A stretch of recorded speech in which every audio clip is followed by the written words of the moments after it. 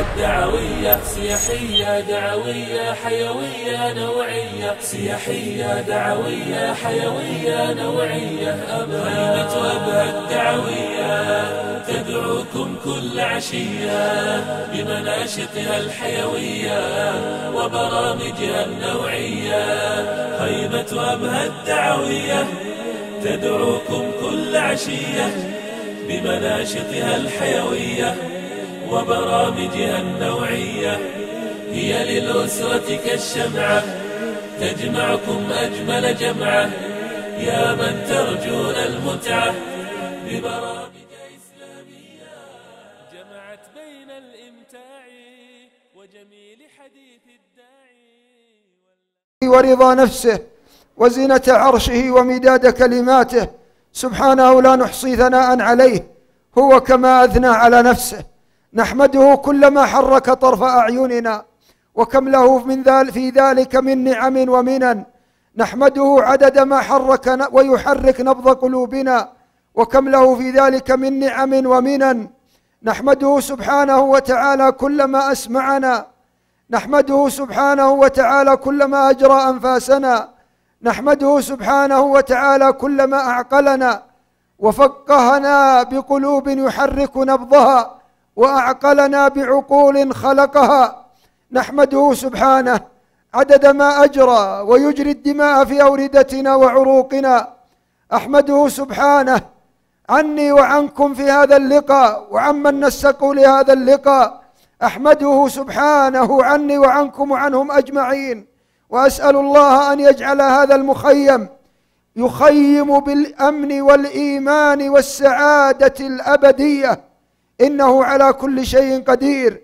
أسأله أن يجعل هذا المخيم يخيم بالأمن والإيمان على بلادنا، وأن يعم بنفعه بلدان المسلمين، وأن يعم بهذا اللقاء مشارق الأرض ومغاربها، إنه على كل شيء قدير. نحمده ونستعينه ونستغفره ونستهديه، ونعوذ بالله من شرور أنفسنا ومن سيئات أعمالنا. من يهده الله أي بالتزامه بالقرآن والسنة والمسجد والصلاة والاتصال به سبحانه فلا مضل له، من يقدر أن يضله وهو مع الله ولله.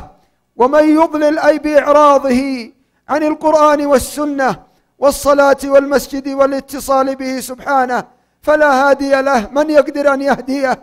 وقد نظر الله إلى قلب يحرك نبضه لا يريد هداية ولا يشاء جنة، فإن الله يعطي العبد على ما في قلبه. من شاء الهداية هداه، من شاء الهداية هداه، ومن شاء الغواية أضله، فهو يعطي العبد بما في قلبه. قال سبحانه وتعالى: إن يعلم الله في قلوبكم خيرا يؤتكم خيرا. أشهد أن لا إله إلا هو وحده لا شريك له في ألوهيته وربوبيته وأسمائه وصفاته. أشهد وتشهدون من المشاهدة بقلب يحرك نبضه، نشاهد ربا يحرك نبض قلوبنا شهادة يهدينا بها إلى الجنة، شهادة يهدينا بها إلى السعادة في الدنيا والآخرة. وأشهد وتشهدون أن محمدا عبده ورسوله، فها نحن نشهد سنته، نشهد صلاته، نشهد هديه، نشهد تواضعه، نشهد أخلاقه، نشهد إخلاصه، نشهد حياته ومنهجه، نشهد طريقا دلنا عليه إلى الله سبحانه وتعالى. إن الله وملائكته يصلون على النبي يا أيها الذين آمنوا صلوا عليه وسلموا تسليما، فإن من صلى عليه مرة صلى الله عليه بها عشرا. اللهم اعرض عليه صلاتنا وسلامنا وتحيتنا. السلام عليك أيها النبي ورحمة الله وبركاته. السلام علينا وعلى عباد الله الصالحين. واعلموا يا إخواني أنكم بهذا السلام يعم به الله مشارق الأرض ومغاربها في المؤمنين والمؤمنات، في الصالحين والصالحات. فالله الله في إصلاح القلوب وإصلاح المنهج وإصلاح القلب وإصلاح العقل وإصلاح السمع والبصر، حتى يعمنا هذا السلام، حتى تعمنا هذه الراحة في المتفق على صحته إذا قال العبد: السلام عليك أيها النبي ورحمة الله وبركاته، السلام علينا وعلى عباد الله الصالحين، اللهم صل على محمد وعلى آل محمد كما صليت على إبراهيم وعلى آل إبراهيم إنك حميد مجيد، اللهم بارك على محمد وعلى آل محمد كما باركت على إبراهيم وعلى آل إبراهيم في العالمين إنك حميد مجيد، عمت كل عبد صالح وصالحة. اللهم أصلحنا، اللهم أصلحنا، اللهم أصلحنا صلاحا لا فساد بعده، يا مصلح الصالحين أصلحنا، أصلح قلوبنا، أصلح عقولنا، أصلح أسماعنا، أصلح أبصارنا، يا من يحرك طرف أعيننا ويا من يحرك نبض قلوبنا. اللهم اجعلنا من آل محمد واجعلنا من آل إبراهيم، اجعلنا ممن يسلم عليهم في كل وقت وحين، إنك على كل شيء قدير يا رب العالمين. عباد الله، السعادة مبتغى ومطلب لكل مسلم، بل لكل عبد، بل لكل مخلوق خلقه الله جل جلاله. وهذه السعادة يا إخوان لا بد أن تؤسس على أمور مستقاة من الكتاب والسنة ليصل العبد إلى الله بسلام وراحة واطمئنان، ليسعد في السعداء في الدنيا والآخرة، ويرتاح في حياته والبرزخ والمحشر حتى يصل إلى دار الراحة والسلامة. إخواني، في البداية الله جل جلاله أمرنا في القرآن أن نعمل هذا الفكر، وكثيرا ما يثني على المتفكرين لقوم يتفكر ويحث عليه، ويقول لما يذكر الآيات والعظات والعبر وأسباب السعادة وطرق السعادة يقول لقوم يتفكروا. إخواني، فكروا لحظة، فربما تفكر العبد لحظة فأسعده الله أبد الأبد. هذه الدنيا كم نعيش فيها، وكم يطلب الإنسان السعادة فيها، يحرص على أن يسعد في كل ثانية وفي كل دقيقة وفي كل ساعة وفي كل يوم وليلة. هذه الدنيا يا إخوان ليست لنا بدار مقر، هذه الدنيا دار ممر. لكن لما تفكر كم ستعيش، وما من سعادة في هذه الدنيا إلا والإنسان يفكر في خوفه على زوالها. فيا إخواني، اعملوا لسعادة الأبد. الدنيا هذه لا يحمل واحد منا إقامة، سيرحل ويرحل منها في أي لحظة، لكن الجنة مليار سنة ولا مليار ولا مليارات الأعوام وإنما كما قال الله دائم ظلها دائم، تلك عقبى الذين اتقوا، تلك عقبى الذين اتقوا، تلك عقبى الذين اتقوا. فيا إخواني في الله، السعادة أولا أن تعيش لله وبالله ومع الله، حينها تسعد. فإن الذي يعيش مع الله ويعيش لله ويعيش بالله لا تطرأ عليه الشقاء، لا يطرأ عليه الشقاء أبدا. فيا إخواني، السعادة بحذافيرها أن تعيش لله، أنفاسك لله، فلا تضيع نفسا واحدا في الحرام، قلبك لله. ولذلك خذوها فائدة أخرى، مساحة هذا القلب المعنوية أكبر من مساحة الدنيا الحسية. وهذا القلب يا إخوان في سعته يمسح الدنيا والآخرة، وباستطاعتك أن تنظر بهذا القلب إلى الله، وباستطاعتك أن تعبد الله وأنت تراه بهذا القلب، هذه البصيرة. أما عين الرأس فإن لها حدا معلوما، لكن عين القلب لا حد لها، تنظر بها إلى قصورك في الجنة، تنظر بها إلى آخرتك، تنظر بها. وأعملوا هذه البصيرة وحافظوا عليها، فلربما لطخها الإنسان بغيبة أو بنميمة أو بمعصية فشوشت عليه تلك المعصية حياته، وبالتالي أشقته دنيا وآخرة. هذه البصيرة يا إخواني، أنت الآن جالس باستطاعتك ببصيرتك تنظر إلى موقع بيتك تنظر إلى الكعبة بالبصيرة. فيا إخواني انظروا إلى الجنة، انظروا إلى نعيمها، انظروا إلى حياة المؤمنين فيها. النبي صلى الله عليه وآله وسلم دخلها، نام ذات ليلة فرأى فيها قصرا فسأل عنه، فقالوا لفتى من قريش وهو عمر رضي الله تعالى عنه، قال فوليت هاربا من شدة غيرة عمر رضي الله عنه الذي كان يعيش لله وبالله ومع الله. الحياة لله والحياة بالله والحياة مع الله، هذه سعادة الدنيا والآخرة. ثم يا إخواني ننتبه لعناصر ثلاثة أخرى: التوحيد والصلاة والتوبة، لأن الأمة في هذه الأيام خصوصا تعيش أزمة توحيد، وتعيش أزمة صلاة، وتعيش أزمة توبة. الأمة تبحث عن السعادة، الأمة تبحث عن السعة، الأمة تبحث عن الصلة، الأمة تبحث عن الوحدة. الوحدة في التوحيد، الوحدة في التوحيد يا أمة التوحيد. فلا بد أن نصحح مسار التوحيد، وأن نصحح مسار الإخلاص. فإن الله لما طرد إبليس قال فبعزتك لأغوينهم أجمعين إلا عبادك منهم المخلصين. أخلص تتخلص.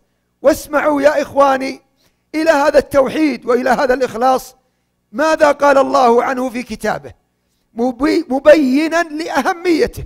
قال وإن لكم في الأنعام لعبرة نسقيكم مما في بطونه من بين فرث ودم لبنا خالصا.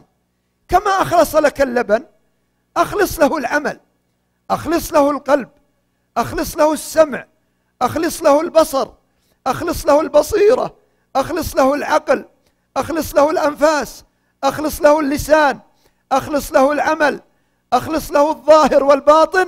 ولا تريد بعملك، ولا تريد بقولك، ولا تريد بنفس من أنفاسك، ولا طرفة عين إلا وجه الله سبحانه وتعالى ترتاح. ويا إخواني انتبهوا للتوحيد، فإن الله جل جلاله قد حذرنا من الكافرين، وأول كافر عنيد القرين الذي يجري فيك مجرى الدم، لا يألوك خبالا، لا يألوك ضياعا، لا يألوك تفريطا، لا يألوك تقصيرا. فانتبه.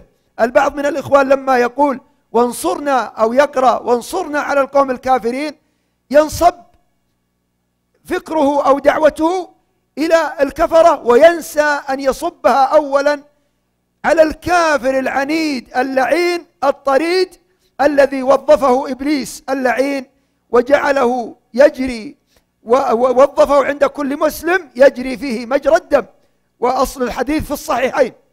فينتبه الإنسان من قرين لا يألوه خبالا. إذا أراد أن ينام عقد على قافية رأسه ب3 عقد ويقول نم عليك ليل طويل فارقد، ليثبطه عن قيام الليل، ويثبطه عن صلاة الوتر، ويثبطه عن صلاة الفجر. حينها يصبح خبيث النفس كسلانا لا يجد للراحة ولا للسعادة طريقا ولا سبيلا إلا إذا رجع إلى قول الله سبحانه فمن شاء، أي من حرك المشيئة، فإن الله يهدي من يشاء، يهدي من يشاء، فمن شاء اتخذ إلى ربه سبيلا. فإذا رجع إلى الله ونام على طهارة، ونام في طاعة الله، وقام الليل، وصلى الوتر، وصلى الفجر، أصبح طيب النفس نشيطا، وانحلت تلك العقد، ولم يبق معقدا ولا تعقيد عنده، وإنما سمحا سعيدا مرتاحا قد سعد بالله وسعد بطاعة الله، أصبح طيب النفس نشيطا. وأصل الحديث في المتفق على صحته: والذين يشكون من السحر ويشكون من العين والله إن شفاء ذلك لفي العنصر الخامس، وهو الصلاة والسعة والراحة كلها في العنصر السادس: أن تعيش لله وبالله ومع الله، وأن تصحح مسار التوحيد، وأن تقيم الصلاة في حياتك، وأن تلازم التوبة. فالتوبة والاستغفار وظيفة العمر إلى أن تلقى الله سبحانه وتعالى. سعيدا مرتاحا. وأما الذين سعدوا ففي الجنة خالدين فيها ما دامت السماوات والأرض. كم من أناس كانوا يشكون من حالات وضيق وهم وغم إلى يومنا هذا، إلى اليوم في الصباح شخص أو امرأة تشكو من حال ابنتها ومما حل بها من خوف وضيق وهم وكدر، وماذا وصيت به لما سألت عن حالها وأرسلت من يسأل لها؟ وأوصيناهم يا إخواني بهذه الأمور العظيمة التي بينها الله لنا في كتابه، وبينها سبحانه وتعالى لنا على سنتي وعلى لسان نبيه صلى الله عليه وآله وسلم. الله جل جلاله قال: ما أنزلنا عليك القرآن لتشقى. والله جل جلاله لا يرضى لنا ضيقا ولا هما ولا غما، بل أعطانا ما يشفينا به ويسعدنا به ويريحنا به دنيا وأخرى. قلت لمن أرسلته ليسأل، قلت لها: انتبهي للصلاة في وقتها، انتبهي لمسار التوحيد في قلبك، فالله أخبرنا وقال: إنما ذلكم الشيطان يخوف أولياءه فلا تخافوهم وخافوني إن كنتم مؤمنين. لا تخف إلا الله، يخوف منك كل شيء، ولا تخف غير الله فيخوفك من كل شيء. تعلق بالله يكفك ما أهمك، اسعد بالله يسعدك، اسعد بالله يطمئنك، اسعد بالله يملأ قلبك سكينة، يملأ حياتك سعادة، بل يسعدك ويسعد بك، بل يريحك ويريح بك، بل يطمئنك ويطمئن بك، بل يؤمنك ويؤمن بك، بل يسعدك ويسعد بك سبحانه وتعالى. ماذا قال عن موسى وهارون عليهما السلام وقد أرسلهما إلى أعتى طاغية فقال: إننا نخاف. قال: لا تخافا إنني معكما أسمع وأرى. أنت تسمع بمن؟ أنت تبصر بمن؟ أنت تعقل بمن؟ أنت تفقه بمن؟ أنت تمشي بمن؟ أنت تجلس بمن؟ أنت تنام وتحيا وتموت بمن؟ إنك بالله سبحانه وتعالى، فعش له كما أنك به في كل نفس، كما أنه لا غنى لك عنه نفسا، ولا غنى لك عنه طرفة عين، ولا غنى لك عنه نبضة قلب. ماذا يقول ابن تيمية؟ يقول: أنا جنتي وبستاني في صدري. يا أخي، لا يقدر أحد أن يصل إلى صدرك، ولا أحد يقدر يصل إلى قلبك، فانتبه لمساحته، فمساحة القلب أعظم مساحة، مساحة القلب أكبر مساحة، فكن مع الكبير. البعض من الناس حرم نفسه السعادة يوم أن قطع قلبه، فقال الله عنه وعن أمثاله: وقد أشقتهم المعاصي إلا أن تقطع قلوبهم. يعني لا يزالوا على الشقاء والبلاء إلا أن تقطع قلوبهم. والله عليم، فلو رجعوا إلى علمه لعلموا الطريق، والله حكيم، فلو رجعوا إلى الحكمة وإلى القرآن ولو رجعوا إلى القرآن والحكمة لأسعدهم سبحانه وتعالى ولا أشقاهم ولا تولاهم. فالله لا يريد لنا ضيقا ولا يريد بنا شقاء ولا يرضى لعباده الكفر، وإن تشكروا يرضه لكم سبحانه وتعالى. البعض من الناس قطع قلبه، مساحة للحسد، ومساحة للحقد، ومساحة للغل، حتى إن الله سماها أغلالا، وقال لنا في دعاء يشرح به الصدور وييسر به الأمور: ربنا اغفر لنا ولإخواننا الذين سبقونا بالإيمان ولا تجعل في قلوبنا غلا. لاحظوا يا إخوان، الله لا يريد لقلوبنا غلا ولا أغلالا ولا ضيقا، بل قال: ويضع عنهم إصرهم والأغلال التي كانت عليهم. فالذين آمنوا به وعزروه ونصروه واتبعوا النور الذي أنزل معه أولئك هم المفلحون. البعض من الناس جعل مساحة للربا، وجعل مساحة للغيبة، وجعل في قلبه مساحة للنميمة، وجعل في قلبه مساحة لكذا وكذا. بل قال ابن القيم: إن العبد لربما أغلق قلبه وأقفل على قلبه بقفل الغفلة، فجلب ذلك القفل الأقفال كلها. وجلبت تلك الشقاوة الشقاء كله، وجلب ذلك الضيق كله، وجلب ذلك الضنك كله.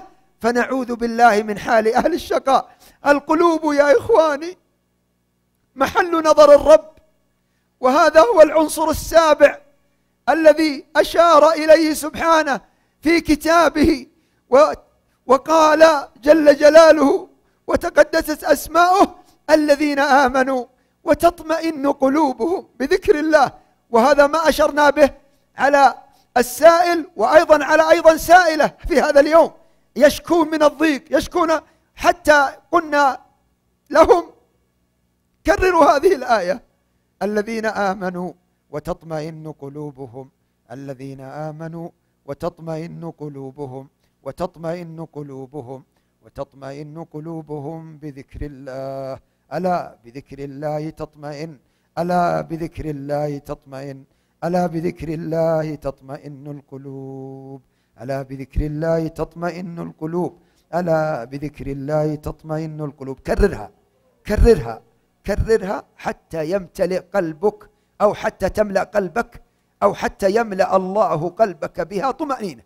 ابن تيمية كان إذا أحس بضيق أو أحس بهم أو أحس بكدر أو أحس بضيق أو أحس بهم أو غم، يقول ابن القيم عنه: يكرر آيات السكينة، يكرر آيات السكينة، يكررها يكررها يكررها حتى يمتلئ قلبه سكينة، يكرر آيات الطمأنينة. بل قال: إذا أشكلت عليه المسائل يستغفر يستغفر يستغفر يستغفر 100 و1000 وأقل وأكثر، حتى يفتح الله له المسائل كأنما يقرأها من كتاب.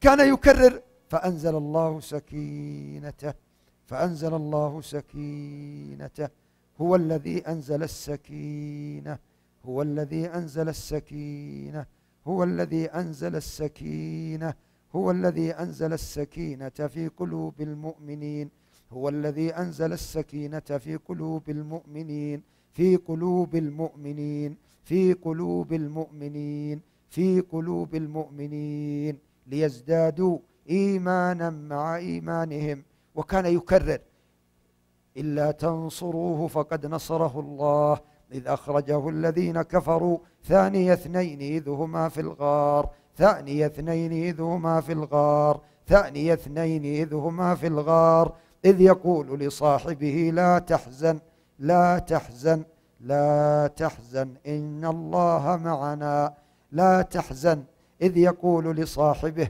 لا تحزن لا تحزن إن الله معنا. تحزن والله معك، تحزن والله معك، تحزن والقوة التي لا تغلب معك، تحزن والذي خلق عقلك معك، تحزن والذي خلق قلبك معك.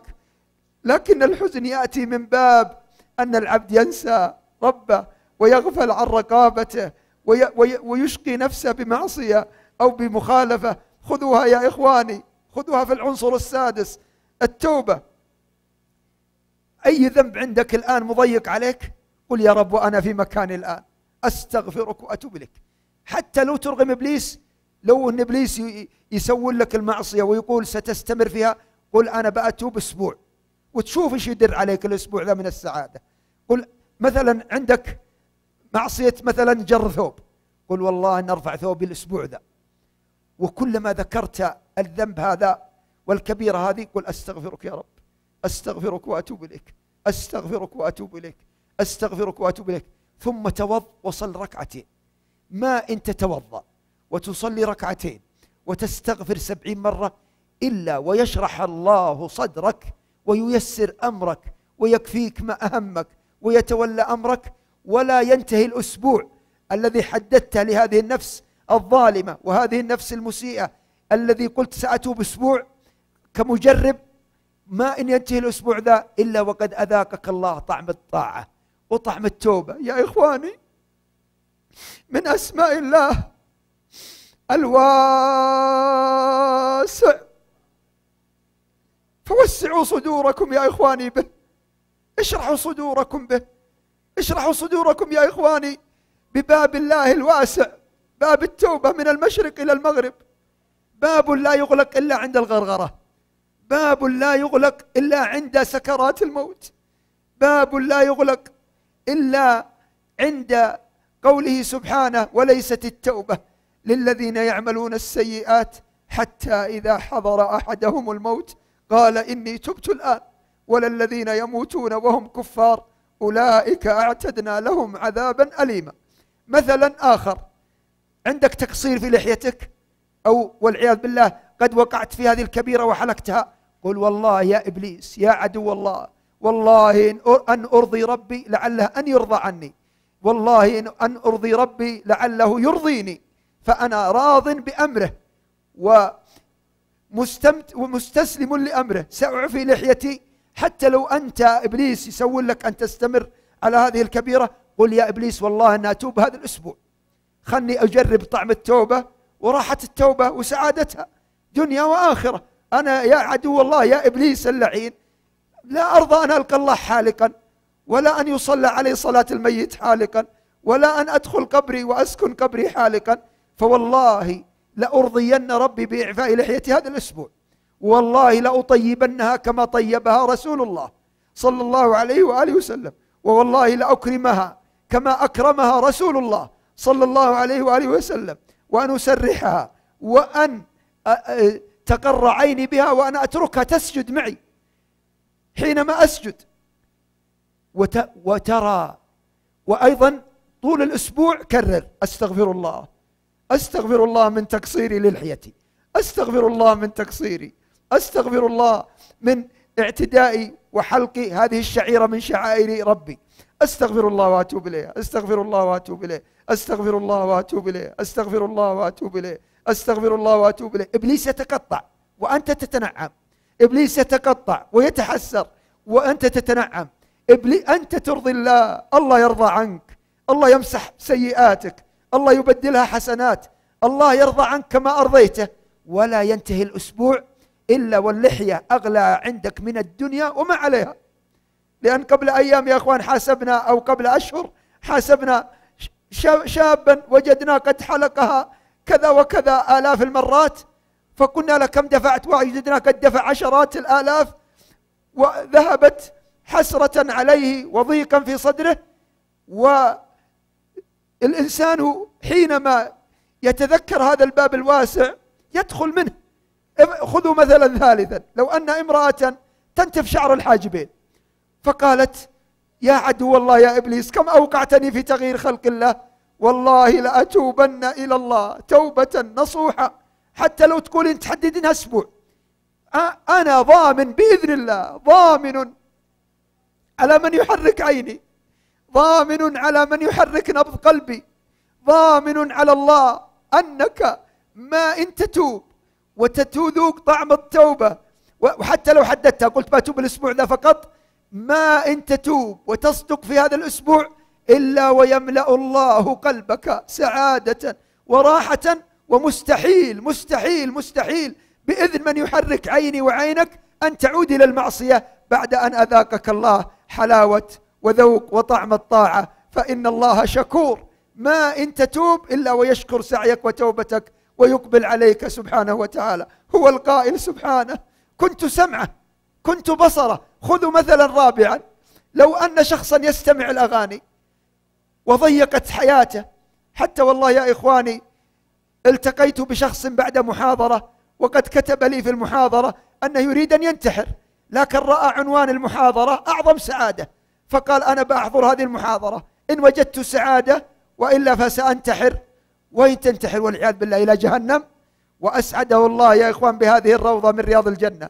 ولذلك أدعوا للقائمين على هذا المخيم، ولمن أذنوا بهذا المخيم، ولمن شاركوا في هذا المخيم، فإنه يا إخواني يطفي حرائق النار، يطفي حرائق الحسد، يطفي حرائق المعاصي، يطفي يا إخوان غضب الرب.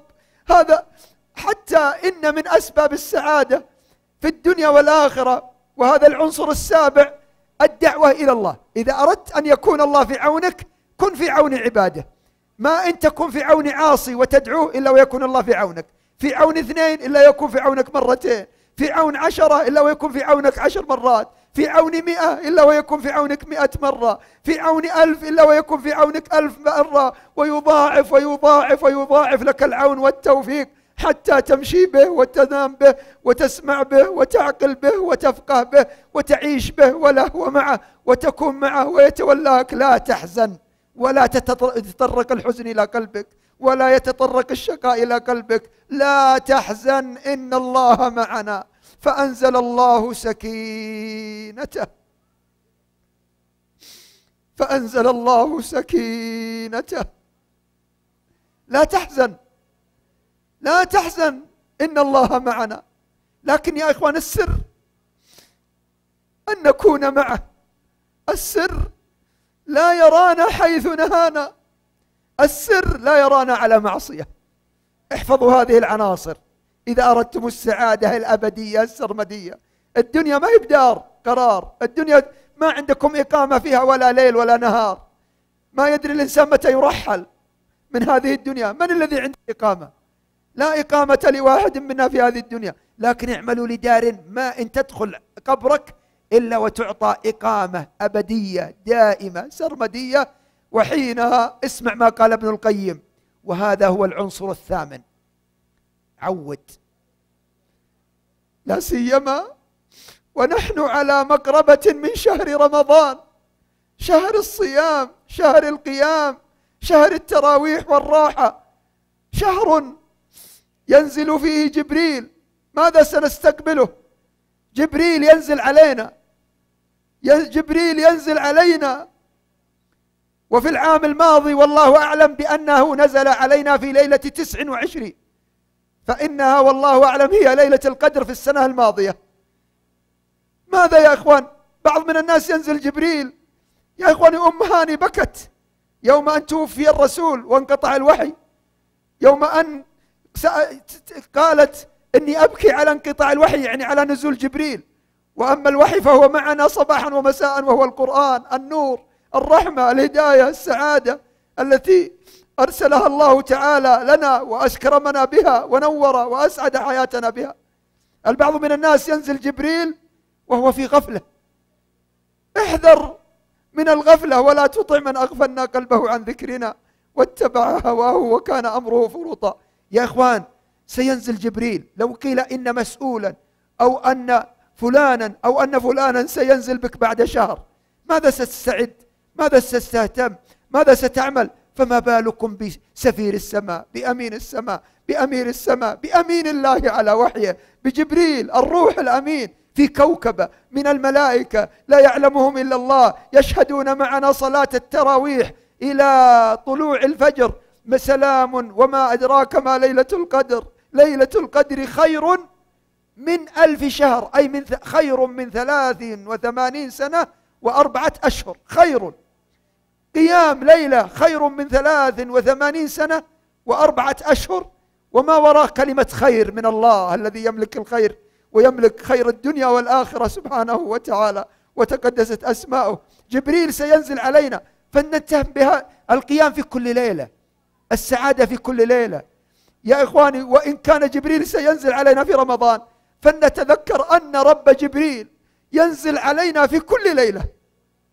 إنها السعادة، إنها الطمأنينة، إنها الراحة التي ذاقها السلف.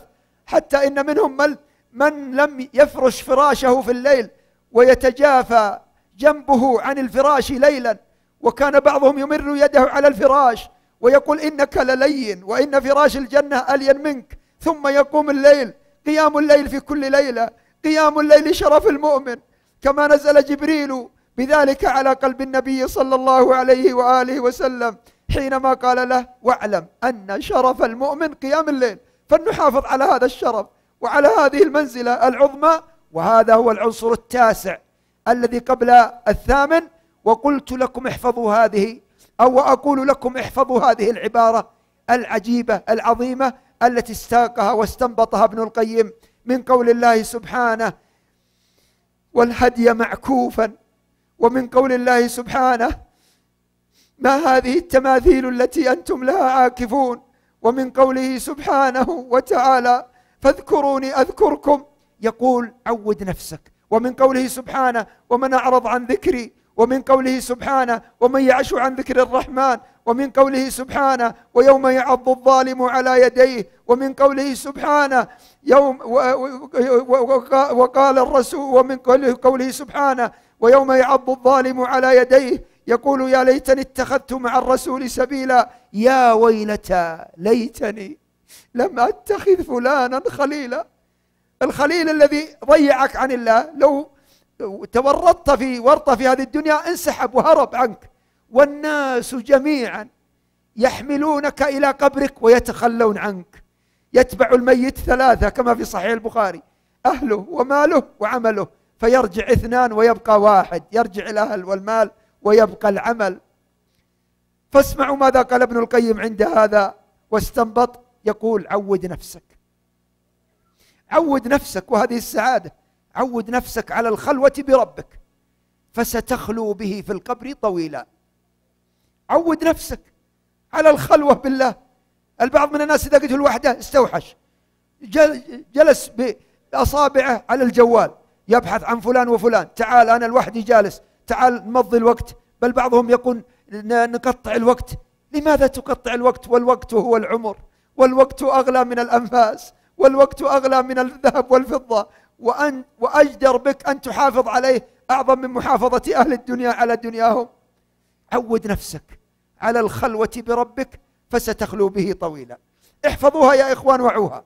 إذا أردتم السعادة عيشوا لله وبالله ومع الله، والتوحيد اضبطوه، والصلاة اضبطوها، والتوبة صححوها، والذكر استمروا فيه.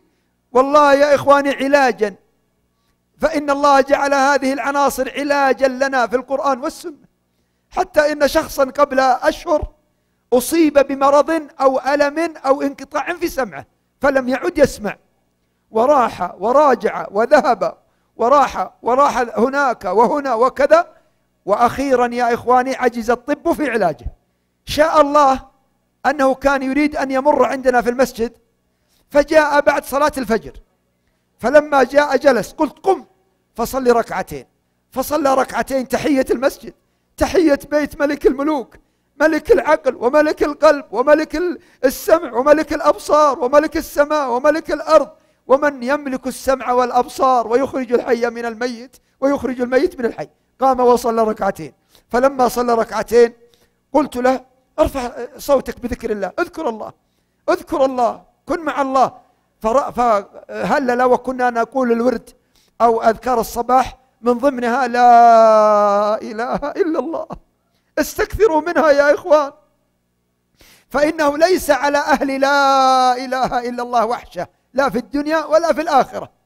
فكرر معنا، قلت ارفع صوتك قليل، فإن الله أمرنا بهذا في القرآن، قال لا تجهر بصلاتك ولا تخافت، ولا تخافت، لأن المخافة يخفت الشيطان بالعبد، ولا تخافت بها وابتغي بين ذلك سبيلا. يعني هكذا لا إله إلا الله وحده لا شريك له، له الملك، ملك العين، ملك السمع، ملك البصر، ملك العقل، ملك الدنيا، ملك الآخرة، ملك السماء، ملك الجبال، ملك الشمس، ملك القمر، ملك الأفلاك، ملك.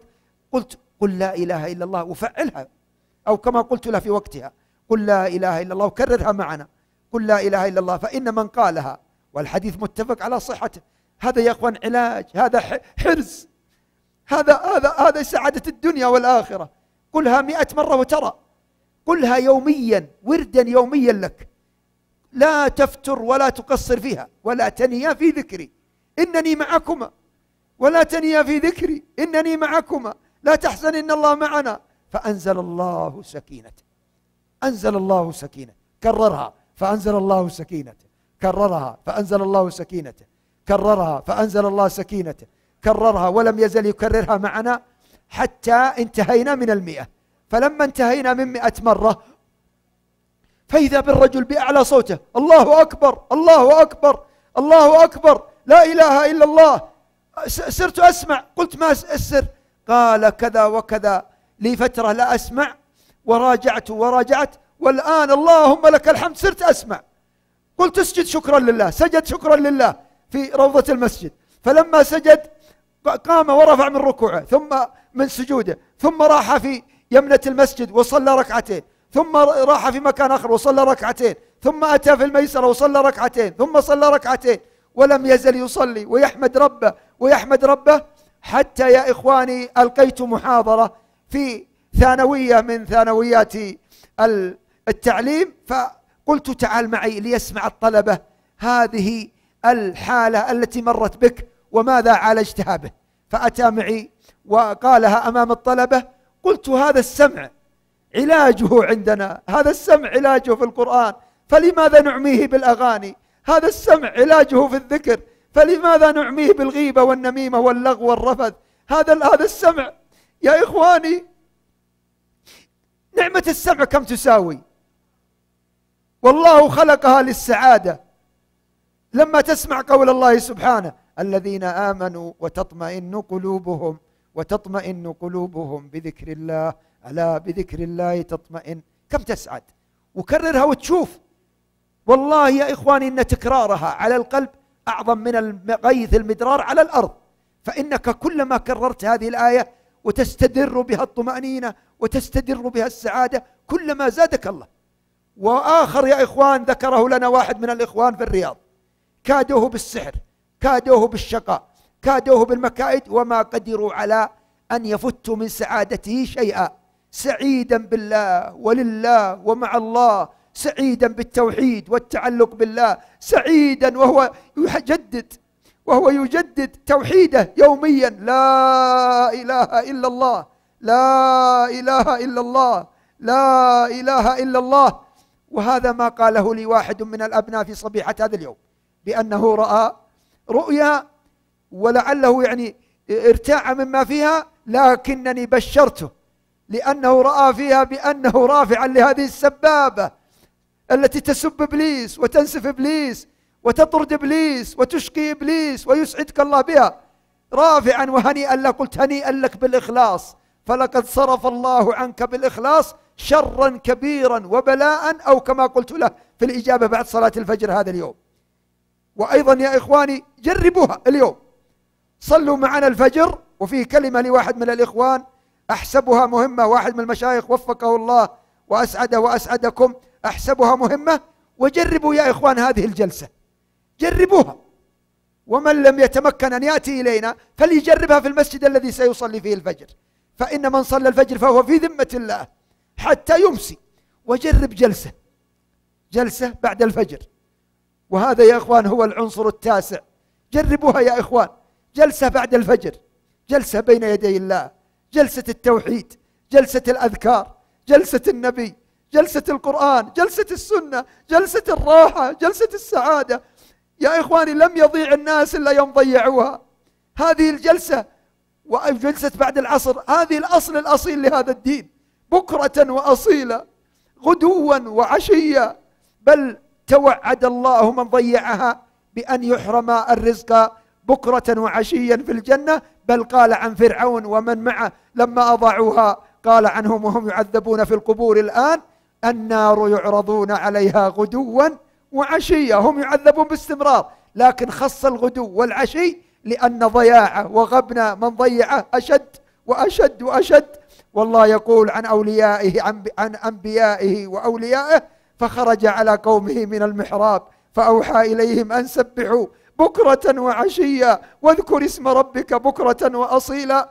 يقول لما تخرج وأسعده الله بحياته، حياة التوحيد، حياة الراحة، حياة الطمأنينة. يا إخوان المعاصي شقاء، الإصرار عليها بلاء، الضنك والبلاء والمحن. بل يا إخواني ما فشت الفاحشة في قوم قط حتى يعلنوا بها عبر فضائيات أو جوالات أو بلاتوثات أو أنترات، حتى يعلنوا بها إلا ظهرت فيهم الطواعين. وكل طاعون مرض وليس كل مرض طاعون. والأمراض والأوجاع التي لم تكن في أسلافهم. يعلم من هذا يا إخوان أن التوبة سبب الشفاء، أن الصلاة دواء الداء، أن الصلاة دواء وشفاء من كل بلاء وداء. يقول فقال له ذلك الشيخ الكبير يا بني أنا أرى عليك الخير وأرى عليك كذا، وأنت تخرجت وأنا يعني أريد أن أعطيك ذكرا يحصنك الله به، أو كما قال جزاك الله خيرا. قال يا ولدي انتبه، لا تدعنا في الصباح وفي العشي أن تقول لا إله إلا الله وحده لا شريك له. وأزيد على هذا يقول يا إخواني وأقول وأنت تقول وحده لا شريك له. فكر يا أخي قليلا، فكر قليلا، يحرك عينك ولا شريك له. فكر وأنت تقول ولا شريك له وهو يحرك نبض قلبك ولا شريك له. تذكر وأنت تقول ولا شريك له يعقلك ويسمعك كلامي الآن كلمة كلمة، وتفندها وتمر على هذا العقل عبر هذا السمع وعبر هذا الوعاء، وتعيها أذن واعية وتفندها وتفهمها تفهمها ولا شريك له. هذا العقل يا إخوان، هذا الرأس الذي نملك به سعادة الدنيا والآخرة، هذا الرأس وما وعى كم جعله الله جل جلاله إنه والله وعاء للسعادة الأخروية والأبدية والدنيوية وسعادة الدنيا والآخرة وكل ما تعنيه كلمة سعادة. كلمة سعادة يا إخوان يعجز عنها التعبير. ماذا؟ معرفة لا تعرف. هذا العقل يا إخوان الذي صنع طائرة. يقول واحد من الأبناء والإخوان حفظه الله وحفظكم، يقول أتعجب من هذه الكلمة قلتها. قلت وش هي؟ لعل الله ينفعني بها كما قلتها، أسأل الله ينفع بها، ينفع السامع والقائل. ما هي؟ أو كما قلت له في حينها. قال تقول صنعوا طائرة ولم يطيروا. نعم يا إخوان، هذا العقل سعد بطائرة. والله لو سعدنا برب الطائرة ورب الحديدة ورب العقل الذي صنعها ورب اليد التي صنعتها ورب القلب الذي صنعها ورب القلب الذي أعطانا وعلمنا ورب السمع والبصر، يا إخوان ما قيمة الإنسان بغير ربه؟ ولا شيء. ولذلك هذا هو العنصر الأول، أن تعيش بالله، أن تعيش لله، أن تعيش بالله ولله، أن تعيش له وأن تعيش به وأن تعيش معه وأن تسعد وأن تعب السعادة. يا إخواني الذي مع الله لا يحزن ولا يهتم ولا يغتم. ألا أداة تنبيه. ما هو ألو؟ ألو كلمة غربية لا تقولها، قل ألا. وإذا بتكلم قل السلام عليكم. ألا أداة تنبيه. ألا إن أولياء الله، أولياء الله يا إخواني لا خوف عليهم ولا هم يحزنون. قد عبوا السعادة عبا، ما هو شربوها فقط، عبوها عبا. قد ملأ الله بها عقولهم وقلوبهم وحياتهم وآخرتهم. لا خوف عليهم ولا هم يحزنون. من هم الأولياء؟ من هم السعداء؟ الذين آمنوا بالله، آمنوا بمن يحرك طرف العين فلم يعصوا طرفة عين، آمنوا بمن يحرك نبض القلب فلم تنبض إلا بحبه وحده وخوفه وحده ورجاه وحده. لم يشقوها بنظر محرم ولا سماع محرم ولا أشقوها بلوث. يا إخوان انتبهوا انتبهوا انتبهوا انتبهوا يا إخوان. لا يلوث السمع، لا يلوث البصر، لا يلوث المشي، لا تلوث الحياة. انتبهوا يا إخوان واسمعوها وعوها. وهي الفائدة العاشرة والعنصر العاشر، قاعدة مسلمة أجمع عليها أهل العلم قاطبة، بأن النفس قاطعة للقلب عن الوصول إلى الرب، ولن تصل إلى الله إلا بتزكيتها. قد أفلح من زكاها وقد خاب من دساها. وانتبهوا يا إخوان لهذه النفس، لا تلوث العين. من الذي يرضى قذاة في وجهه؟ من الذي يرضى قذاة في عينه؟ من الذي يرضى قطرة حبر في قطرته؟ انتبهوا للقلوب فهي محل نظر الله، انتبهوا للقلب فهو محل نظر الرب، انتبهوا للسمع، انتبهوا للبصيرة لا تلطخ بالبصر.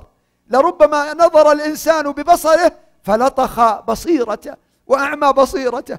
اسمعوا ما قال ابن القيم رحمه الله عن شخص وأوقعه الشيطان في النظر المحرم، ولم يزل ينظر إلى ذلك الأمرد نظرة بعد نظرة، نظرة بعد نظرة، حتى أعمى بصيرته، حتى حرف عن التوحيد والصلاة والإخلاص والتوبة. فقال وهو في سكرات الموت وقد نحل جسمه وقد وقع في والعياذ بالله الغرام والعشق والبلاء، حتى قال ابن القيم إن الشيطان يوقع الصورة في القلب ولا يزال يسقيها بماء النفاق وماء النظر المحرم حتى تكون صنما. يسجد لها ويركع والعياذ بالله. ماذا قالوا عن ذلك اللوطي الخبيث الذي وقع في منهج قوم لوط ولم يتمكن والعياذ بالله مما هو فيه، وإنما أوقعه الشيطان في الحرام، فلما أوقعه قال ذلك الأمرد لا وصول لك إلي، فلم يزل به، قال لا وصول لك إلي، فمرض والعياذ بالله في مرض النفاق الحسي والمعنوي. فلما حضرته السكرات قالوا ما تريد؟ قال أريد أن يأتي إلي أنظر إليه نظرة. فراحوا قال يا أخي أو يا فلان تعال إلى فلان زره، فهو مريض في حالة يرثى لها. فقال أمشي معكم أزوره. فلما وصل إلى نصف الطريق رجع، فلما ذهبوا إلى ذلك المريض حسيا ومعنويا قالوا له لقد أتى معنا ففز فرحا. فلما قالوا لما وصل إلى نصف الطريق رجع ونكس برأسه على الأرض، ثم قال لأن يحظى بنظرة من ذلك الأمرد أحب وأشهى إليه من رحمة الخالق الجليل. ومات على تلك الخاتمة السيئة الكفرية، نسأل الله العافية والسلام. فذلك العبد الذي تخرج قال له ذلك الشيخ الكبير الشايب الكبير في سنه، قال يا ولدي أوصيك بهذه الوصية، أنا سمعتها من أهل العلم وأنا أعمل بها وأوصيك بها، أو كما قال له. قال ما هي؟ قال قل لا إله إلا الله وحده لا شريك له، له الملك وله الحمد يحيي ويميت وهو على كل شيء قدير. وأعرف يا إخوان واحدا من الإخوان مستجاب الدعوة، وأخبرني بسر إجابة الله لدعائه، قال أحمد الله وأصلي وأسلم على رسول الله وأعمل بكفي هكذا أنتظر من الله يملأها خيرا، يملأها رحمة، يملأها سعادة، يملأها طمأنينة، يملأها بما يرضيني، يملأها بما يسعدني به سبحانه وتعالى. يقول ثم أصلي على النبي صلى الله عليه وآله وسلم، ثم أختمها بقول الله جل جلاله إنك على كل شيء قدير. الذي يحرك عينك على كل شيء قدير، فكن معه، يطوع لك ويلين لك الحديد، تعلق به يكفك ما أهمك. لا تتعلق بصورة، لا تتعلق بتمثيلية، لا تتعلق بمجلة خليعة، لا تتعلق بأنترات وبيئة، لا تتعلق بغيره. كن معه، يكن معك، اسعد به. هو معك الآن، هو معك الآن، فكن معه الآن، وكن معه بعد الآن، وكن معه حتى وأنت في الفراش تقول باسمك اللهم أموت وأحيا، بعثك قل اللهم الحمد لله الذي أحياني بعدما أماتني وإليه النشور. ثم تذكر فتنحل العقدة، ثم تتوضأ فتنحل العقدة، ثم تصلي وتوتر وتصلي الفجر فتنحل العقد كلها. أعلمتم أن الصلاة هي الشفاء؟ أعلمتم أن الذكر هو الشفاء؟ أعلمتم أن الوضوء هو الشفاء؟ أعلمتم أن الراحة وأن البعد؟ بعضهم يقول فلان معقد، نعم حقد إبليس بالعقد، كل يوم 3 عقد، كل ليل 3 عقد، كل ما نام 3 عقد، حتى أصبح معقدا ولم يقرأ قل أعوذ برب الفلك. والله إن قراءتك لقل أعوذ برب الفلك، إن قراءتك لتفلق بها السحر وتفلق بها الحسد وتفلق بها النكد. يا إخواني من منا تدبر القرآن؟ وهذا هو العنصر 12. من منا تدبر القرآن؟ من منا قرأ سورة البقرة؟ فإن أخذها بركة، أخذها سعادة، وتركها حسرة، تركها بلاء. من تركها أصيب بالضنك والهم والغم،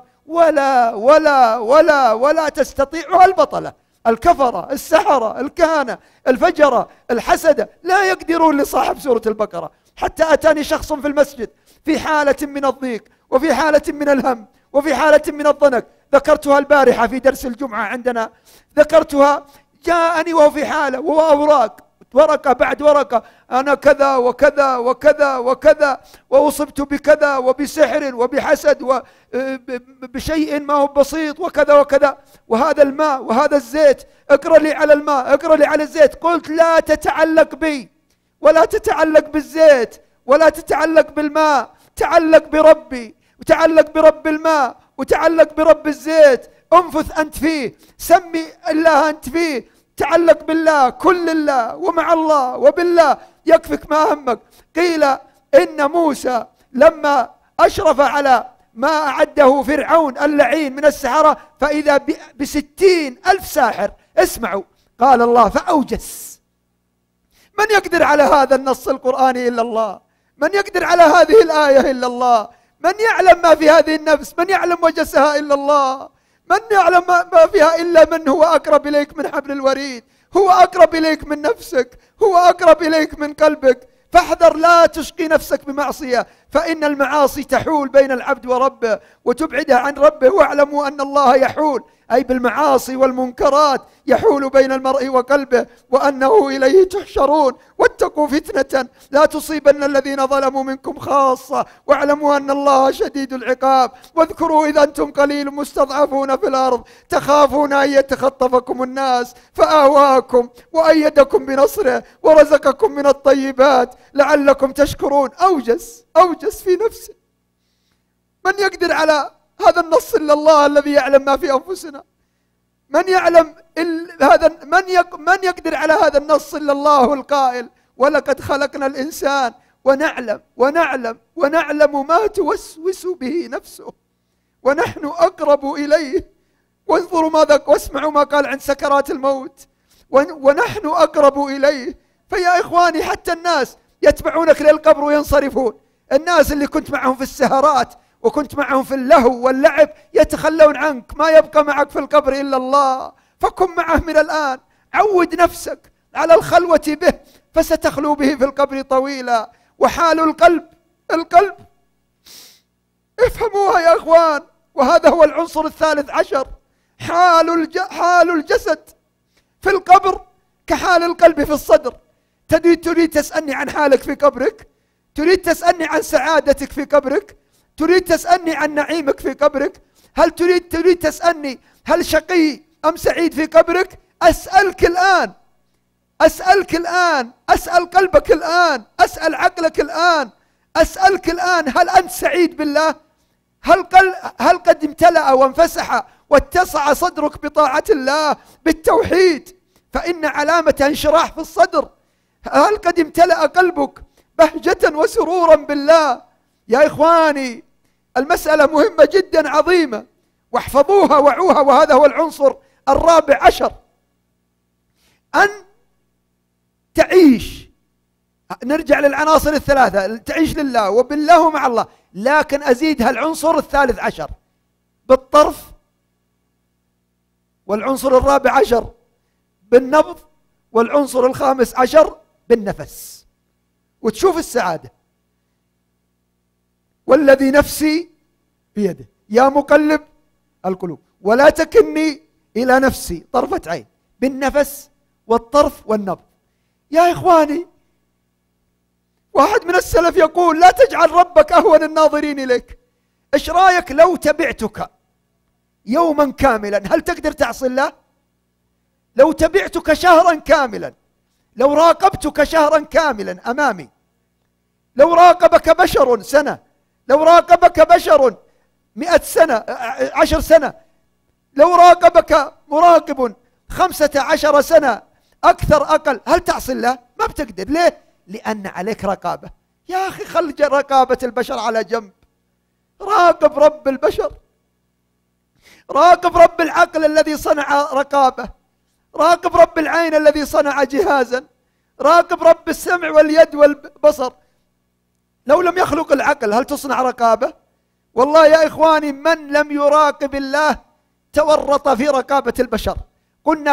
كنا نقول قبل فترة يا إخواني اعملوا بقول الله وعباد الرحمن الذين يمشون على الأرض هونا وإذا خاطبهم الجاهلون قالوا سلاما.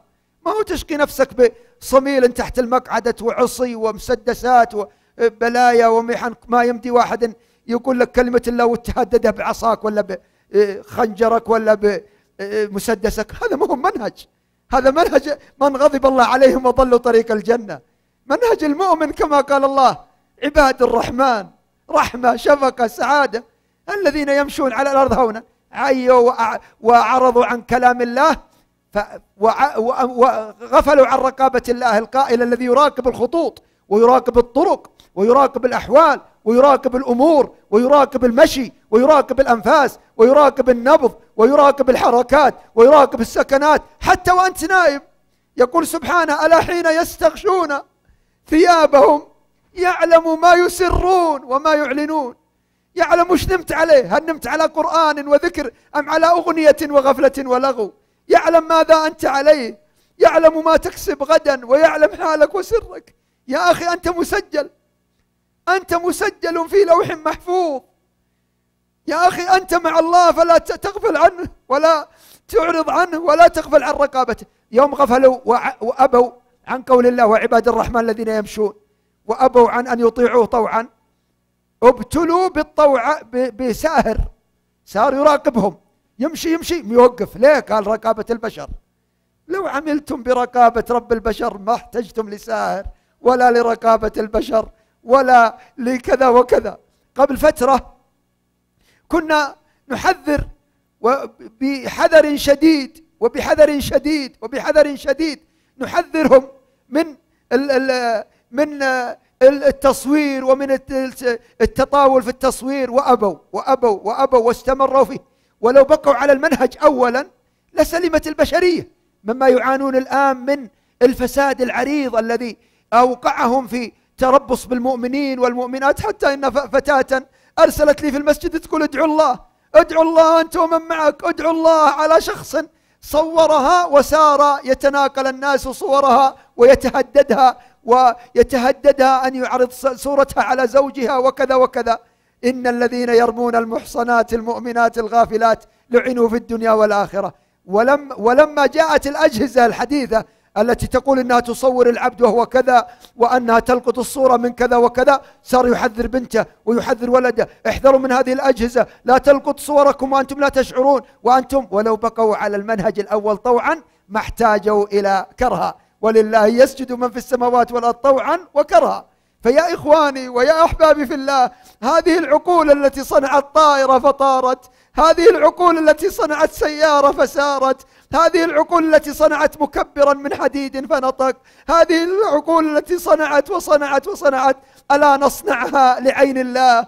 ألا نصنعها لنفس الله؟ يقول تعالى: واصطنعتك لنفسي، ويقول سبحانه: ولتصنع على عيني. وهذه منزلة الاصطناع، أن الإنسان يصنع نفسه لنفس الله حتى يرضى ويرضيه الله. وهذا هو العنصر 16، وهي ما قاله لنا صلى الله عليه وآله وسلم: سبحان الله وبحمده عدد خلقه. وهذه السعادة هنا ورضا نفسه، لكن بشرط أن تكون نفسك لنفس الله، أن تكون نفسك لمراد الله، أن تصنع نفسك لنفس الله، تعلم، وأن يكون شعارك: تعلم ما في نفسي، تعلم ما في نفسي، تعلم ما في نفسي، سريرتي كعلانيتي، ظاهري كباطني، غيبي كشهادتي، لا أرائي ولا أنافق ولا أخلف ولا حتى يا إخواني نسعد بالله. يا إخواني كم مدة هذه الحياة؟ يوم أن يشقى العبد بكذب وزور وصورة وأذى وحقد وخنا وبلا ومسكر ومخدر ودخان وبلا. عندك الدخان والعياذ بالله شقى. شخص حاسب ناقة أحرق 30,000 ريال، شخص آخر ركب مع شخص وفي يده الدخان، قال: يا أخي ما أريد الدخان، تريد أوصلك المشوار هذا، ارمي الدخان. رماه، جزاه الله خيرا. قال: يا أخي بتبيع الأصبع ذي ب1,000,000، بتبيع الأصبع ذي ب100 مليون، بتبيع الأصبع ذي يا أخي بالدنيا وما عليها. قال: لا. قال: كيف تبيعها لإبليس ودخان إبليس ودخان اليهود والنصارى، حتى قيل إنهم يرشونه ببول وبلاء ونكد. قال: ولا أدخن بعد الليلة، وسعد بالله. ويا إخوان حتى اللي يقول ما كيف أترك التدخين، هذا الحين قلها الآن، قل: والله يا ربي يا من أسعدني بهذا المجلس، يا من أسعدني بهذا المخيم وجعله يخيم على قلبي بالأمن والإيمان والسعادة، والله يا حبيبي، والله يا ربي، والله يا من هو أحب إلي من عيني، ويا من هو أحب إلي من أصابعي، ويا من هو يستحي مني إذا رفعت أصابعي وأكفي كفي إليه، والله يا من أنطقني، والله يا من أجرى أنفاسي، والله لا أدخن بعد الليلة. وإن كنت ضعيف الإيمان قل: ولا أدخن الأسبوع ذا. وتشوف جاءني شخص قبل كم سنة وتاب عندي من الدخان. فلما تاب قلت انتبه، ترى الشيطان خبيث، تراه يجري فيك مجرى الدم، تراك إذا اختفيت عن نظري ترانا في نظر الله دائما وأبدا. ترى أناس عندهم كجبال تهامة أعمالا صالحة يجعلها الله هباء منثورا. ليه؟ لأنهم إذا سكروا الباب، إذا سكر الفندق، إذا سكر الشقة، إذا أرخى الستر، عصى الله. كأنه يقول ماني أبالي في نظرك، أنا أبالي وأراقب الناس يستخفون من الناس ولا يستخفون من الله. وهو معهم يحرك أعينهم، يحرك نبضهم. أنا وأنت بشر مساكين لا نحرك لا عينا ولا قلبا ولا نبضا، فلماذا ننشغل بالبشر؟ قلت انتبه، إذا بتعود للتدخين فقبل ما تعود أخبرني، قبل ما ترجع قل طيب يا نفس برجع، يا نفس السوء برجع، لكن لازم أنا وعدت فلان وخلف الوعد ثلث النفاق، أنا بذهب إلى فلان أقول له بأني سأرجع. قال أبشر. سكن جنب الجامع وجاءني بعد الظهر، بعد ما صلينا الظهر، قال أنا أحس، شوفوا يا أخوان بداخل إبليس، قال أنا أحس بصداع وأحس بكذا وأحس، أستأذنك بس أدخن مرة. قلت اسمع، والله لأن تموت في الصداع التوبة، وفي توبتك أعظم من أن تموت في صداع التدخين وظنك التدخين وشقاء التدخين. قلت يا إخوان جيبوا له السواك.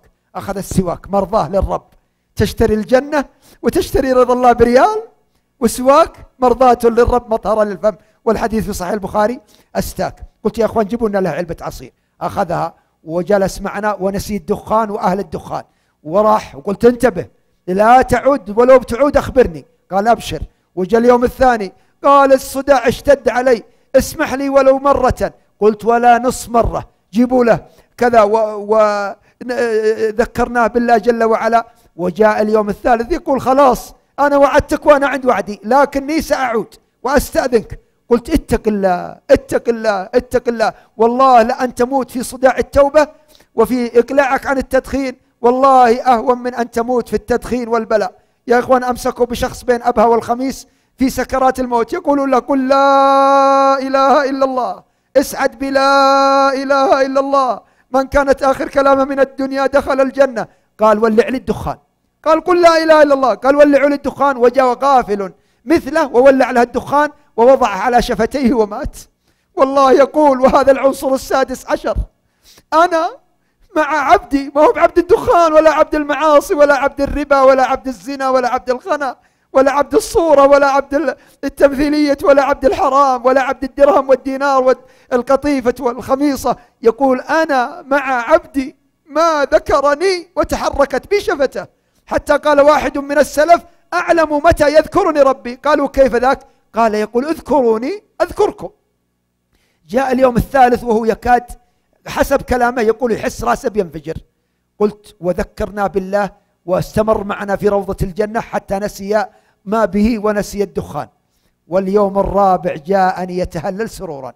اختبره الله 3 أيام، اختبره الله 3 أيام ونجح وأزال عنه الهم والغم والكرب في الرابع. وجاءني في اليوم الرابع يقول أبشرك في سعادة، ووالله لو أعطى الدنيا بما عليها لا أعود للتدخين. أيضا أناس فيهم خير أخذوا شخصا واستتابوه وتاب من الدخان، وقالوا العلاج الوحيد نصطحبه في العمرة. اصطحبوه في العمرة مدة 3 أيام ولم يصل الميقات إلا وقد كره الدخان. يا أخي تقول في المسجد لا إله إلا الله وتقول خارج المسجد والدخان؟ أفرأيت من اتخذ إلهه هواه؟ يقول ابن القيم والله من فك الذي هو دأبه أبدا من الإشراك بالرحمن، فالقلب بيت الرب جل جلاله، فالقلب الذي أوسع من الدنيا، القلب الذي أوسع من الدنيا فلا نضيقه بمعصية، فالقلب بيت الرب جل جلاله حبا وإخلاصا مع الإحسان. فإذا تعلق بالدخان، فإذا تعلق بالأغاني، فإذا تعلق بمزامير الشيطان، فإذا تعلق بالمردان، فإذا تعلق بالنسوان، فإذا تعلق بالحرام، فإذا تعلق بالسماع أصاره. يا إخواني غاروا على التوحيد، يا أمة التوحيد، يا أمة التوحيد غاروا على التوحيد. فإذا تعلق بالسماع أصاره عبدا لكل فلانة وفلان. حب الكتاب وحب ألحان الغناء في قلب عبد ليس يجتمعان. ثقل الكتاب عليهم لما رأوا تقييده بشرائع الإيمان، واللهو خف عليهم لما رأوا ما فيه من طرب ومن ألحان. والله من فك الذي هو دأبه أبدا من الإشراك بالرحمن. اسمعوا يا من أمسكتم الأنفس، اسمعوا ماذا سيحصل لكم في الجنة من ريح يرسلها الله فتثير عندكم الشهوات، تثير عندكم ما أمسكتموه خوفا من الله في هذه الدنيا. قال ابن عباس: ويرسل ربنا ريحا تهز ذوائب الأغصان، فتثير أصواتا تلذ لمسمع الإنسان كالنغمات بالأوزان. يا لذة الأسماع لا تتعوضي بلذاذة الأوتار والعيدان. أو ما سمعت سماعهم فيها غناء الحور بالأصوات والألحان. وأهن لذياك السماع وطيبه من مثل أقمار على الأغصان. وأهن لذياك السماع وطيبه فكم به للقلب من طرب ومن أشجان. نزه يعني احذر أغاني الدنيا، احذر معاصي الدنيا، نزه سماعك إن أردت سماع ذياك الغناء عن هذه الألحان. لا تؤثر الأدنى على الأعلى فتحرم ذا وذا يا ذلة الحرمان.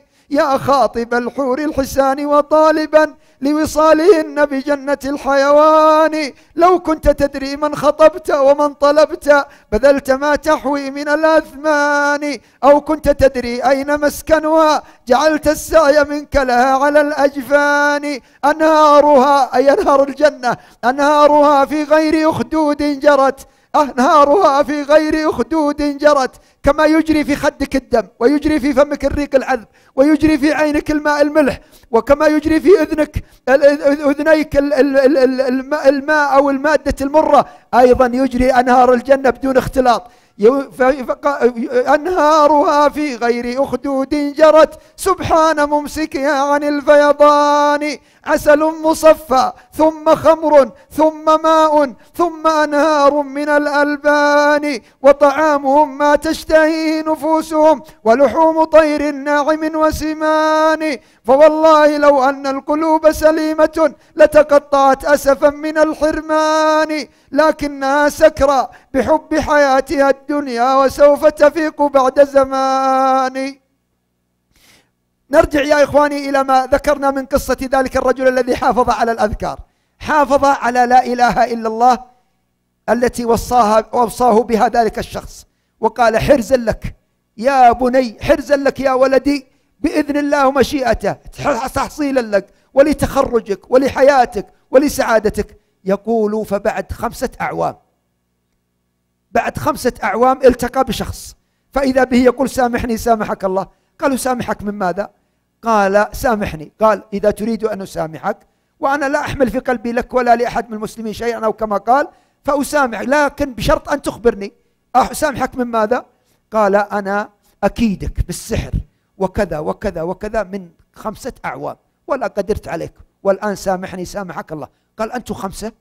قال: بسم الله الرحمن الرحيم، لا يعلم الغيب إلا الله. قال: بس أنتم 5 أنفار؟ قال: نعم. قال: كيف عرفت؟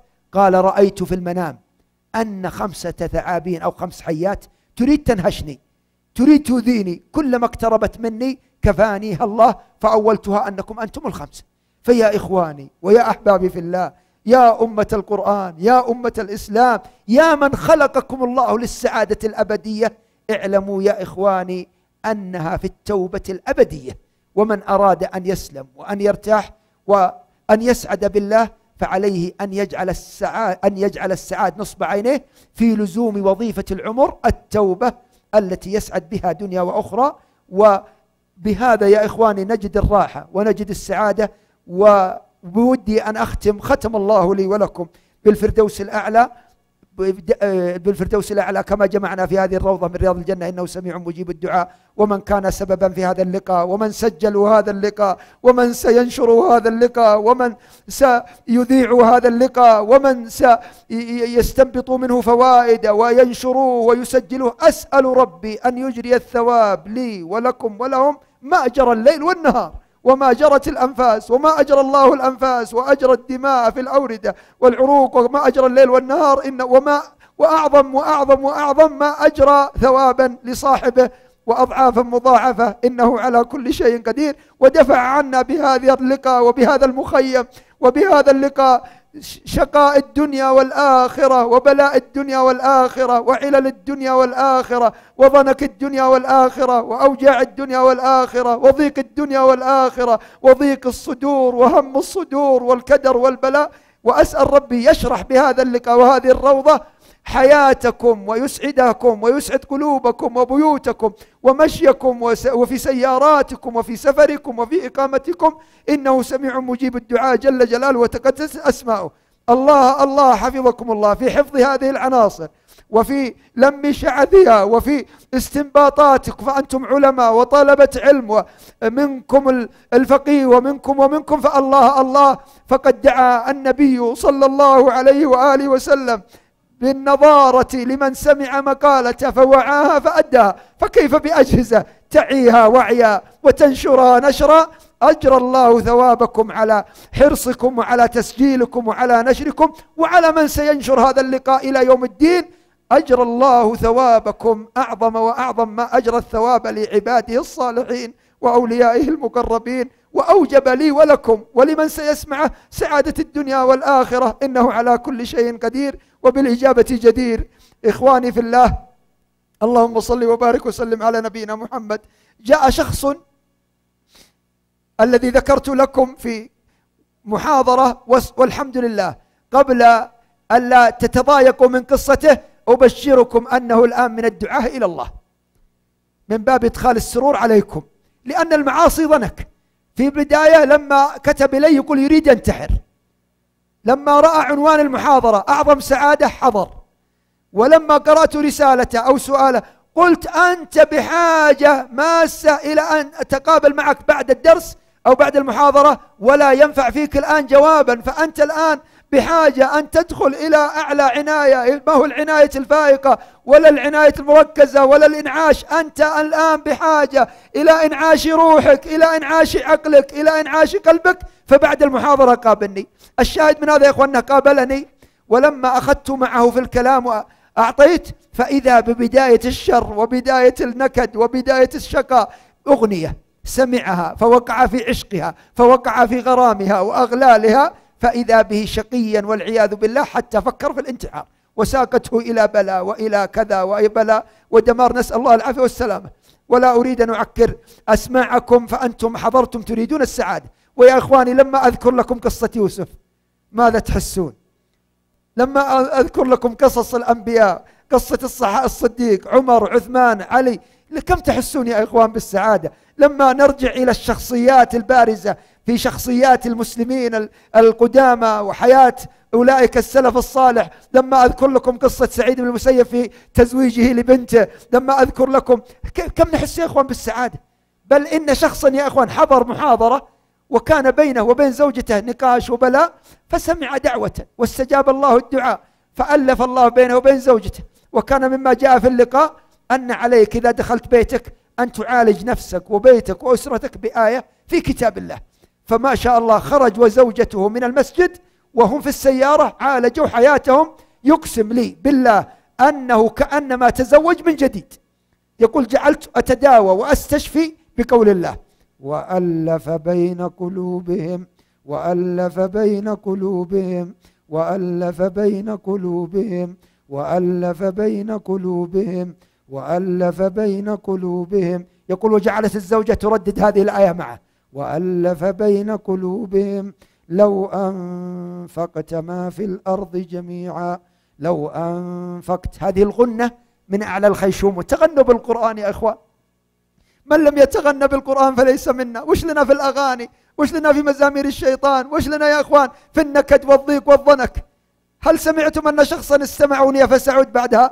وإنما فحط بعدها وضاع بعدها وغازل بعدها وضاع بعدها. الله الله، احفظوا الله يحفظكم، وكونوا معه يكن معكم، وتولوه يتولاكم، فإن الله جل جلاله مع الذين اتقوا والذين هم محسنون. حافظوا على الصلاة وعلى إقامتها، وكونوا من الصنف الأول الذين ذكرهم النبي بالسعادة، ووصفهم الله في القرآن بالخشوع، ووعدهم الفردوس الأعلى. ومن الناس من هو في الصلاة يصلي نصف، يصلي ثلث، يصلي ربع، يصلي خمس، يصلي سدس، يصلي سبع، يصلي ثمن، يصلي سبع، يصلي تسع، يصلي عشر. كما تصلي يصلى عليك، وكما تدين تدان.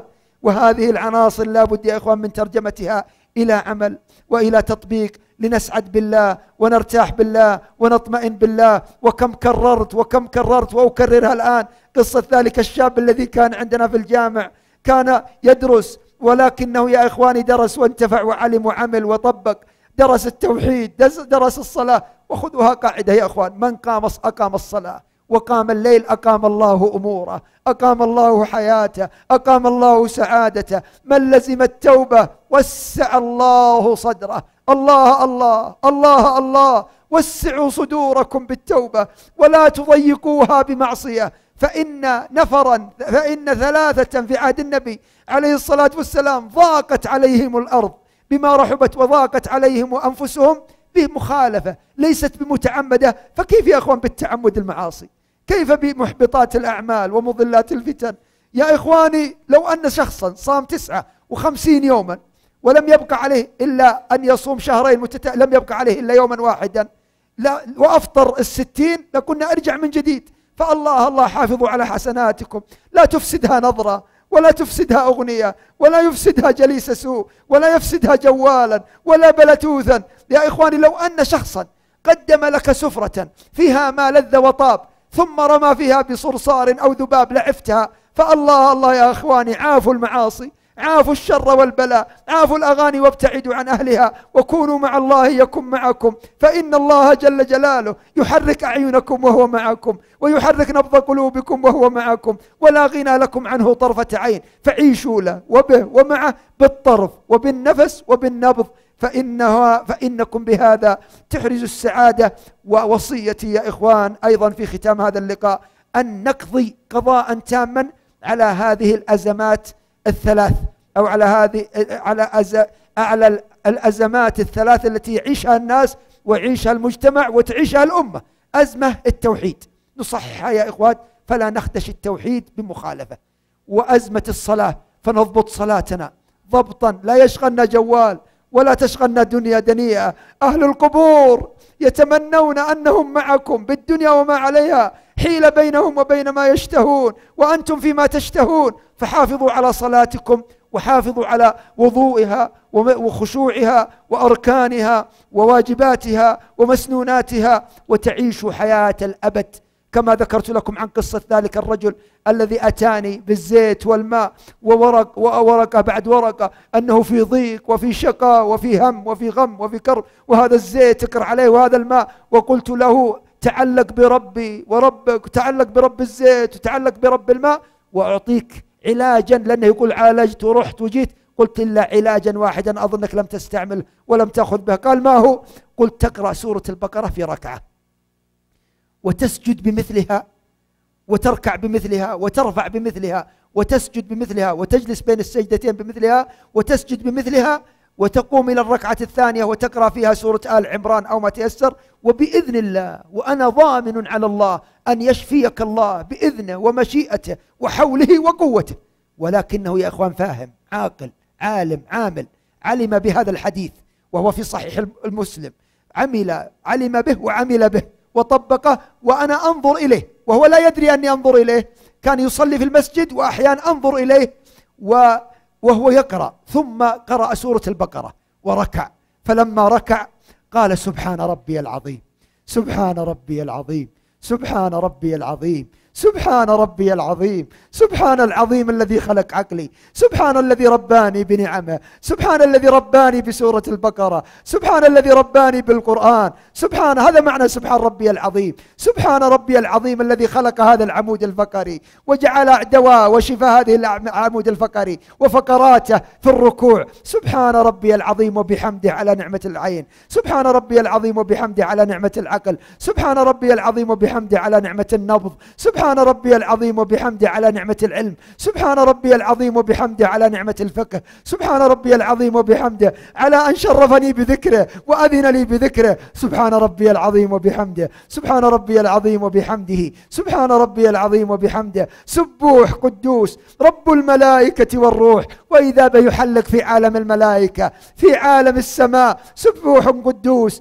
رب الملائكة والروح، سبوح قدوس رب الملائكة والروح. اللهم لك ركعت وبك آمنت، خشع لك سمعي وبصري ومخي وعصبي ولحمي ودمي وعظمي وما استقلت به قدمي. سبحان ذي الملك، سبحان من يملك عقلي، سبحان من يملك قلبي، سبحان من يحرك نبضي، سبحان من يجري أنفاسي. سبحان ربي، سبحان ذي الملك والملكوت والعزة والعظمة والجبروت. سبحانك اللهم ربنا وبحمدك، اللهم اغفر لي. سبحان، ولم يزل يكررها، سبحانك اللهم ربنا وبحمدك، اللهم اغفر لي غفلتي، اللهم اغفر لي بعدي عن القرآن والسنة، اللهم اغفر لي سؤالي لفلان وفلان، اللهم اغفر لي توجهي لفلان وفلان ونسيان التعلق بك. الله سبحان ذي الملك، وسبحانك اللهم ربنا وبحمدك، اللهم اغفر لي، اللهم اغفر لي، اللهم اغفر لي. ولم يزل يكرر وأنا أطالع فيه يا إخوان، وكرر وكرر وكرر وكرر. سبحان ربي العظيم. وولدت النور، ولدت النور، ولد الله بها النور، ولد بها السعادة، ولد بها الراحة. سبحان ربي العظيم، سبحان ربي العظيم، سبحان ربي العظيم. ولما كان قريبا أو مثلا من سورة البقرة قال سمع الله لمن حمده. سبحان ربي العظيم وبحمده، سمع الله. ما دام ركعت واقتربت وتضرعت ولجأت وخضعت بقلب وظهر وعقل خلقته، أبشر فأنت معي وأنا معك، وأنت بي وأنا معك. سمع الله لمن حمده. اللهم ربنا ولك الحمد حمدا كثيرا طيبا مباركا فيه، ملء السماوات وملء الأرض وملء ما بينهما وملء ما شئت من شيء بعد. أهل الثناء والمجد، أحق ما قال العبد وكلنا لك عبد. لا مانع لما أعطيت ولا معطي لما منعت ولا ينفع ذا الجد منك الجد. اللهم اغسلني بالماء والثلج والبرد ونقني من الذنوب والخطايا كما ينقى الثوب الأبيض من الوسخ. ربي لك الحمد، ربي لك الحمد، ربي لك الحمد، لربي الحمد، لربي الحمد، لربي الحمد، لربي الحمد، لربي الحمد. كررها حتى كانت قد سورة البقرة. ثم ركع سجد فقال سبحان ربي. سبحان، وش معنى سبحان؟ يعني لا أعصيك، أنزهك، أقدسك، أقدسك، أعظمك، أكبرك، أجلك، أقدر نظرك إلي، أقدر معيتك. سبحان ربي العظيم. ما قدر الله حق قدره، ما ذكروه حق ذكره، ما عبدوه حق عبادته، ما شكروه حق شكره. يا إخوان، من يوم اجتمعنا إلى الآن كم أعقلنا، كم أفهمنا، كم أسمعنا، كم أنطقنا، كم أفهمنا، كم أسمعنا، كم له من نعم، كم أجرى الأنفاس. هل يليق بنا يا إخوان أن نغفل عنه أو أن نعصيه طرفة عين؟ بل الجدير بنا يا إخوان صباحا ومساء سبحانك ما عبدناك حق عبادتك، سبحانك ما شكرناك حق شكرك، سبحانك ما ذكرناك حق ذكرك، سبحانك ما قدرناك حق قدرك.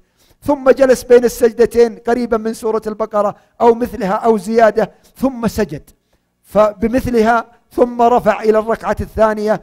الشاهد يا إخواني أنه ما إن سلم منها إلا ويعطيني ورقة في صلاة الفجر: أبشرك أني عملت، وهو يظن أني لم أراه، وأنا كنت أنظر إليه من المنبر، أنظر إليه ثم أرجع، وإذا به يقول: أبشرك أني عملت بالوصية، وأن الله شفاني، وأنني في سعادة لا يعلمها إلا الله، وأدعو لك في كل سجدة. وأختم يا إخوان بما قلت لكم بإشارة عن ذلك الشخص الذي كان يصلي معنا في الجامع، قد صقلته الصلاة، قد ربته الصلاة، قد تربى بالتوحيد، فلما راح للجامعة فإذا بفتاة كاد ذئاب البشر أن يخطفوها.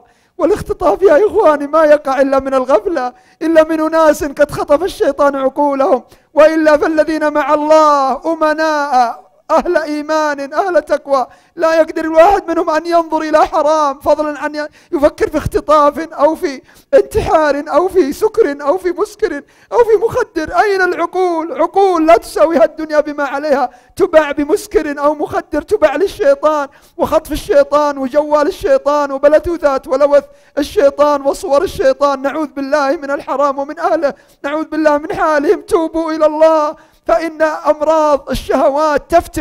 ما فشت الفاحشة في قوم قط حتى يعلنوا بها إلا فشت فيهم الطواعين والأوجاع التي لم تكن في أسلافهم، نسأل الله العافية والسلامة. فلما رآهم بيخطفوها قال يا أمة الله اركبي، أنا بعمل أني محرم لك، اركبي.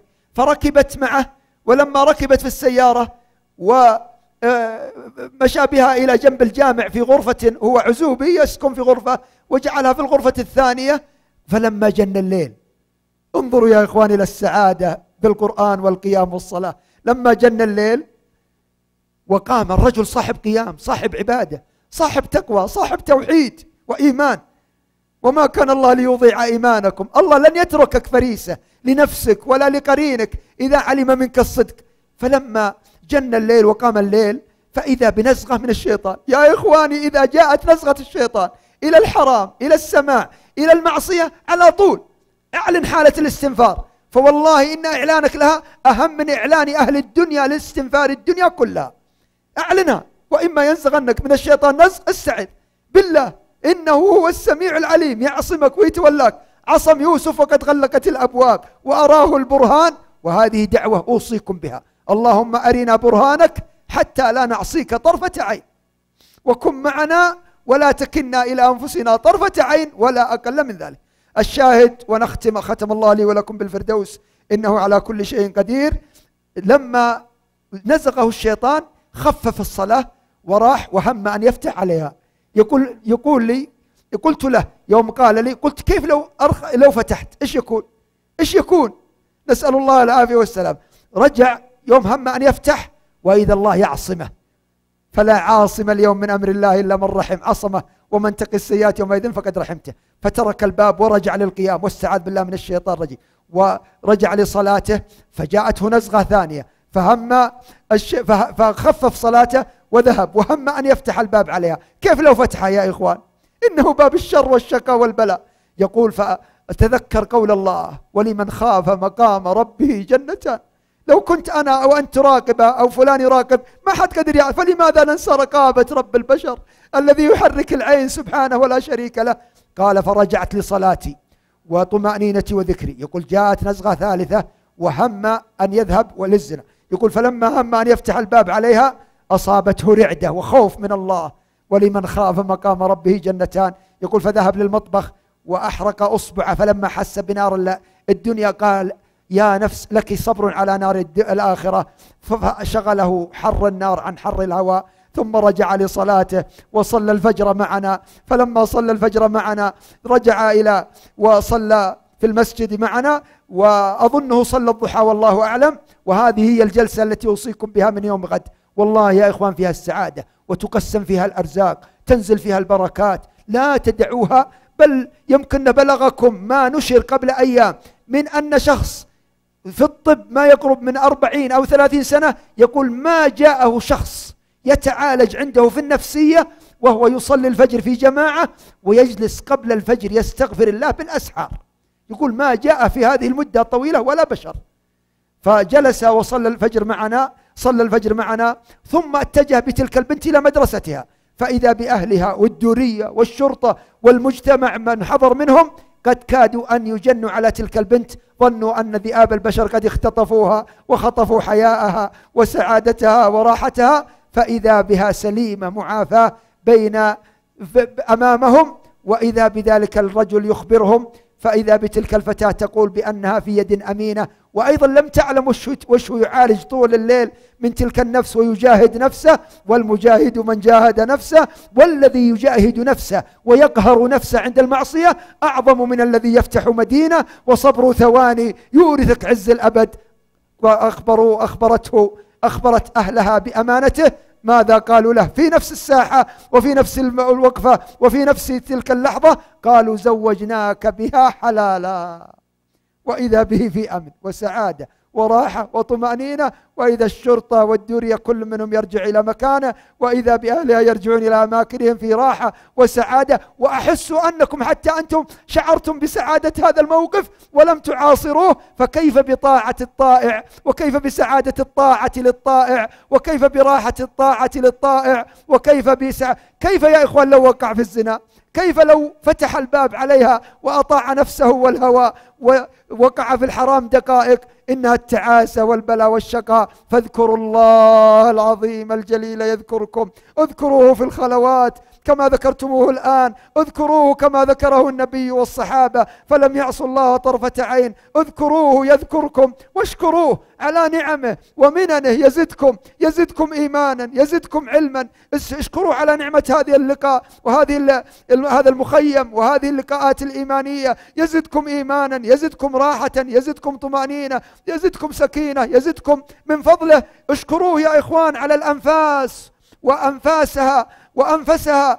اشكروه يا إخوان على الأنفاس ونفاستها. اشكروه على النبض، اشكروه على العقل، اشكروه يا إخوان على النعم والمنن. ولا تعرضوها للزوال، فكل معصية تخدش، كل معصية تجرح، كل معصية ضيق، كل معصية ضيق في القلب وضيق في الحياة، ولكل معصية عقوبة. ولو سلم إنسان من ضيق وضنك المعصية لسلم أبونا آدم وأمنا حواء. فما إن عصى أبونا آدم الله جل وعلا وما إن وقع في المعصية إلا وضاقت عليه الجنة وضاقت عليه الحياة، وطفق يخصفان عليهما من ورق الجنة، وناداهما ربهما ألم أنهكما عن تلكما الشجرة وأقول لكما إن الشيطان لكما عدو مبين. قال ربنا ظلمنا أنفسنا وإن لم تغفر لنا وترحمنا لنكونن من الخاسرين. والله أن نحيي السنة الآن، وإن شاء الله وأنا ضامن على الله أن يذيقكم الآن سعادتها. كم كان يعد للنبي في المجلس الواحد؟ 70 مرة أستغفر الله وأتوب إليه.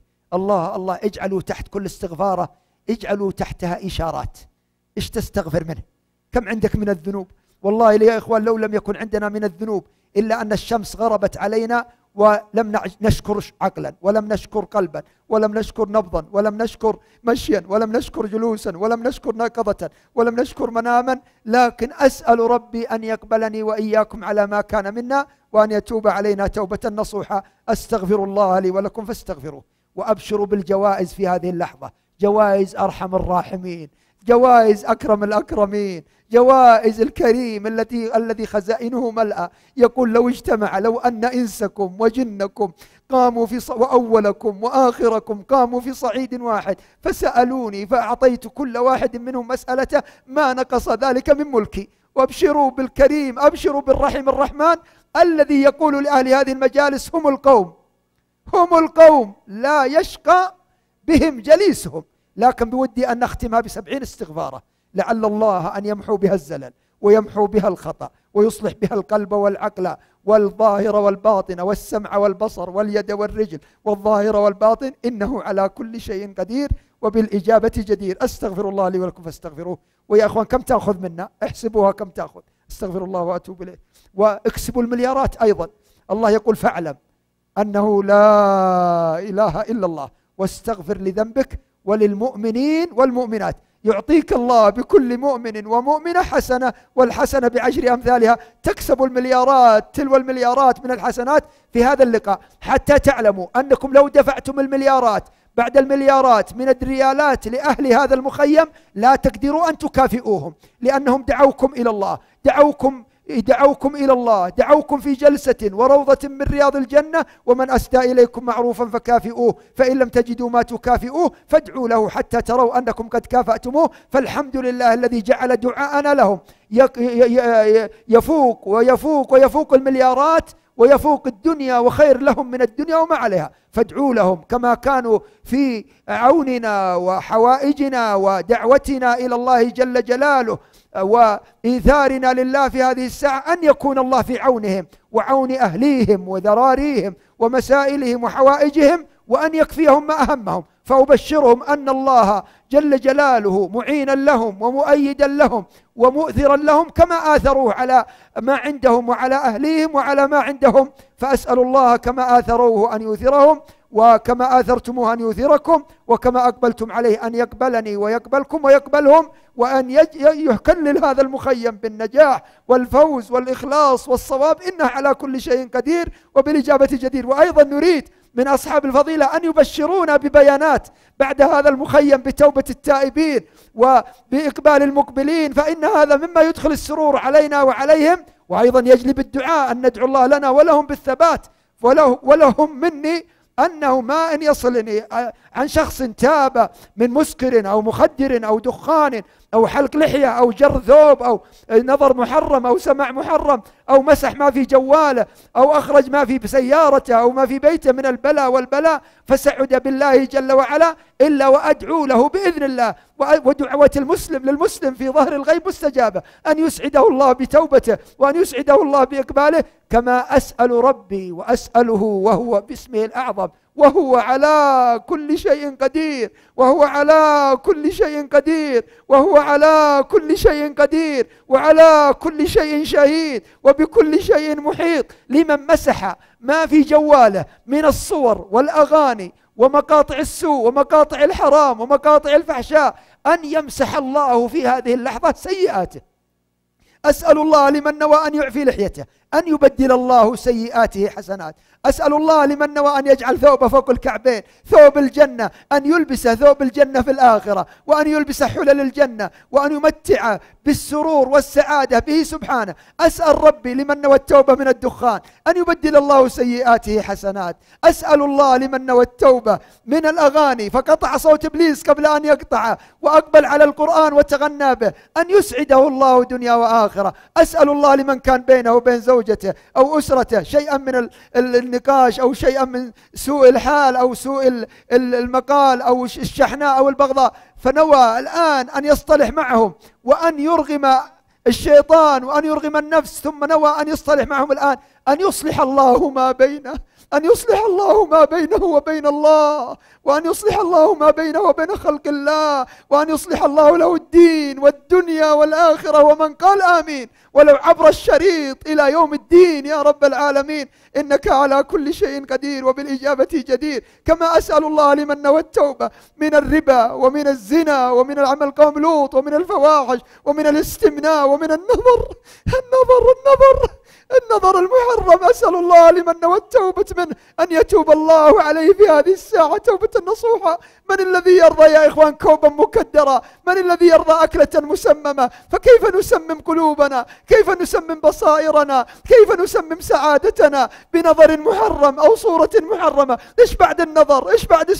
إيش بعد الفواحش؟ إيش بعد الآثام إلا الضيق والكدر؟ وصبر ثواني يورثك سعادة الأبد. أسأل الله الذي يحرك عيني، أسأل الله الذي لا يرد سائلا، أسأل الله الذي يستحي من هذه الأجهزة العشرة وهذه الأصابع العشر وهذه الأكف الذي يستحي منها. أسأل الله الذي يستحي من ذي شيبة في الإسلام لمن نوى التوبة من المعاصي الظاهرة والباطنة، وأسأل أن يسعده الله دنيا وآخرة. أسأل الله باسمه الأعظم أن يجعل هذه الدعوة عامة لكم ولكل مستمع ولكل من ستبلغه هذه الدعوة، أن يبلغ الله هذه الدعوة ما بلغ الليل والنهار. أسأل الذي بلغ دعوة أبي إبراهيم مشارق الأرض ومغاربها وفلبى الناس لله لبيك اللهم لبيك، لبيك لا شريك لك لبيك، إن الحمد والنعمة لك والملك لا شريك لك. أن يبلغ هذه الدعوة ما بلغ الليل والنهار، وأن يستجيبها إنه على كل شيء قدير، وأن يذيقكم سعادتها وراحتها وطمأنينتها وروحها وريحانها إنه سميع مجيب الدعاء، وأن يختم حياتي وحياتكم بروح وريحان وجنة نعيم، إنه على كل شيء قدير، وأن يصلحنا رعاة ورعية، وأن يعم بالخير والطمأنينة جميع أوطان المسلمين. كما أسأل الله أن يوصل دعاءنا هذا إخواننا المسلمين في الشام، اللهم انصرهم نصرا عزيزا، اللهم افتح لهم فتحا مبينا، اللهم اجبرهم بنصر عظيم، اللهم اجبرهم بفتح مبين، اللهم كن لهم معينا ومؤيدا ووليا ونصيرا وظهيرا، اللهم اعصم قلوبهم فلا يلتفتوا لغيرك، اللهم اعصم قلوبهم فلا يفكروا إلا فيما يرضيك، اللهم تب عليهم، اللهم تب عليهم من لبس الجنس، وتب عليهم من حلق اللحى، وتب عليهم من المعاصي والآثام. يا رب ذكرهم بما حصل في غزوة أحد بمعصية غير متعمدة، وردهم إلى الطاعة. اللهم يا حي يا قيوم لا يهزم الطائع بمعصية العاصي، اللهم تب علينا أجمعين، اللهم لا نصب بمعصيتنا. نعلم يا رب علم اليقين، نعلم يا من يحرك أعيننا علم اليقين أننا من أنفسنا ومعاصينا وغفلتنا وتقصيرنا أوتينا، لكن من لنا إلا أنت. من لإخواننا في الشام، من لإخواننا في غزة وفلسطين، من لإخواننا يا ربنا في العراق، من لإخواننا المسلمين في سائر البلدان، من للم شعثنا، من لوحدة كلمتنا، من لتوحيدنا، من لصلاتنا، من لتوبتنا. من لنا يا ربنا إلا أنت. مساكينك، فقراؤك، عبيدك، إماؤك تستحي منا سبحانك إذا رفعنا إليك الأيدي أن تردها صفرا، فها نحن قد رفعنا إليك أيدينا ونصبنا إليك وجوهنا، وإليك وحدك بالدعاء جأرنا وتوجهنا. من لنا إلا أنت، لا إله إلا أنت. يا نعم الرب، يا نعم الإله، يا نعم الكريم، يا نعم الرحيم، يا نعم الرحيم الرحمن، يا نعم المولى، يا نعم النصير، يا من يحرك طرف الأعين ونبض القلوب. اللهم يا من جعل الأرواح جنودا مجندة، أيد إخواننا المسلمين في الشام وفي سائر البلدان، أيدهم بروح من عندك، أيدهم بهذا الدعاء، واجعله جندا لهم من أعظم الجند. يا من يرى أرواحنا ولا نراها، أيدهم بروح من عندك، إنك على كل شيء قدير. اللهم يا حي يا قيوم اقبل الشهداء، واحقن الدماء، واشف المرضى، واجبر الكسرى، وداوي الجرحى، واسق الظمأ، وأطعم الجوعى، واجبر النساء واليتامى، وفك الأسرى. يا سميع الدعاء، يا سميع الدعاء، يا سميع الدعاء. اللهم وعليك باليهود والنصارى، وعليك بأعداء الملة المعاندين، وبالظلمة المعتدين، وبحزب الشيطان الرجيم. اللهم عليك ببشار وحزبه وأعوانه وأمثاله. اللهم لا تسلطهم على المسلمين بذنب ولا معصية ولا تأخير توبة. اللهم رد شرهم وكيدهم، اللهم شتتهم كما شتتوا عبادك، اللهم مزقهم كل ممزق كما مزقوا دينك، اللهم مزقهم شر ممزق كما مزقوا دعوتك، اللهم مزقهم شر ممزق كما مزقوا أمرك بالمعروف ونهيك عن المنكر. اللهم مزقهم كل ممزق كما همشوا دينك وأصلوا دنياهم. اللهم خذهم ودنياهم واجعلهم غنيمة للمسلمين يا رب العالمين، ورد للمسلمين عزهم، رد للمسلمين عز الطاعة وراحة التوبة. يا واسع وسع صدورنا وصدور إخواننا المسلمين بالتوبة، ولا تضيقها بمعصية. يا أهل التقوى ويا أهل المغفرة، يا من يقول للشيء كن فيكون. اللهم اختم لنا بخاتمة الحسنى والسعادة، واجعلنا من أهل الحسنى والزيادة، واجعل آخر كلامنا من هذه الدنيا الفانية شهادة أن لا إله إلا الله وأن محمد رسول الله. اللهم صل وبارك وسلم عليه وعلى آله وصحبه أجمعين، وعلينا معهم في هذا الجمع أجمعين. صل وبارك وسلم يا من ليس لبركته نهاية، وسلم وسلم وسلم تسليما كثيرا، واجعلنا من القوم الذين لا يشقى بهم جليسهم. اللهم اجعلني والحاضرين ممن رضيت سعيهم ورضيت توبتهم ورضيت إقبالهم ورضيت أعمالهم ورضيت أقوالهم ورضيت سرائرهم ورضيت علانيتهم يا أرحم الراحمين. يا من يقول للشيء كن فيكون. إلهنا ومولانا، ها نحن بين يديك ننتظر جوائزك، ننتظر جوائزك لأهل هذه اللقاءات وهذه الرياض من رياض الجنات، بأن تقول لنا جميعا قوموا مغفورا لكم، قد بدلت سيئاتكم حسنات، قد أرضيتموني ورضيت عنكم برحمتك يا أرحم الراحمين يا أرحم الراحمين يا أرحم الراحمين، إنك على كل شيء قدير وبالإجابة جدير. لا إله إلا أنت سبحانك إنا كنا من الظالمين وأنت الله أرحم الراحمين. لا إله إلا أنت سبحانك إنا كنا من الظالمين وأنت أرحم الراحمين. لا إله إلا أنت سبحانك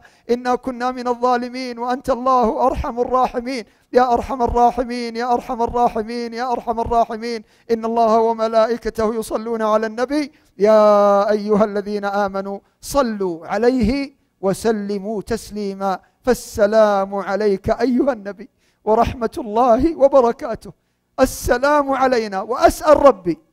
أسأل ربي وقولوا آمين أن يجعلني وإياكم ممن يسلم عليهم بهذا السلام في كل وقت وحين.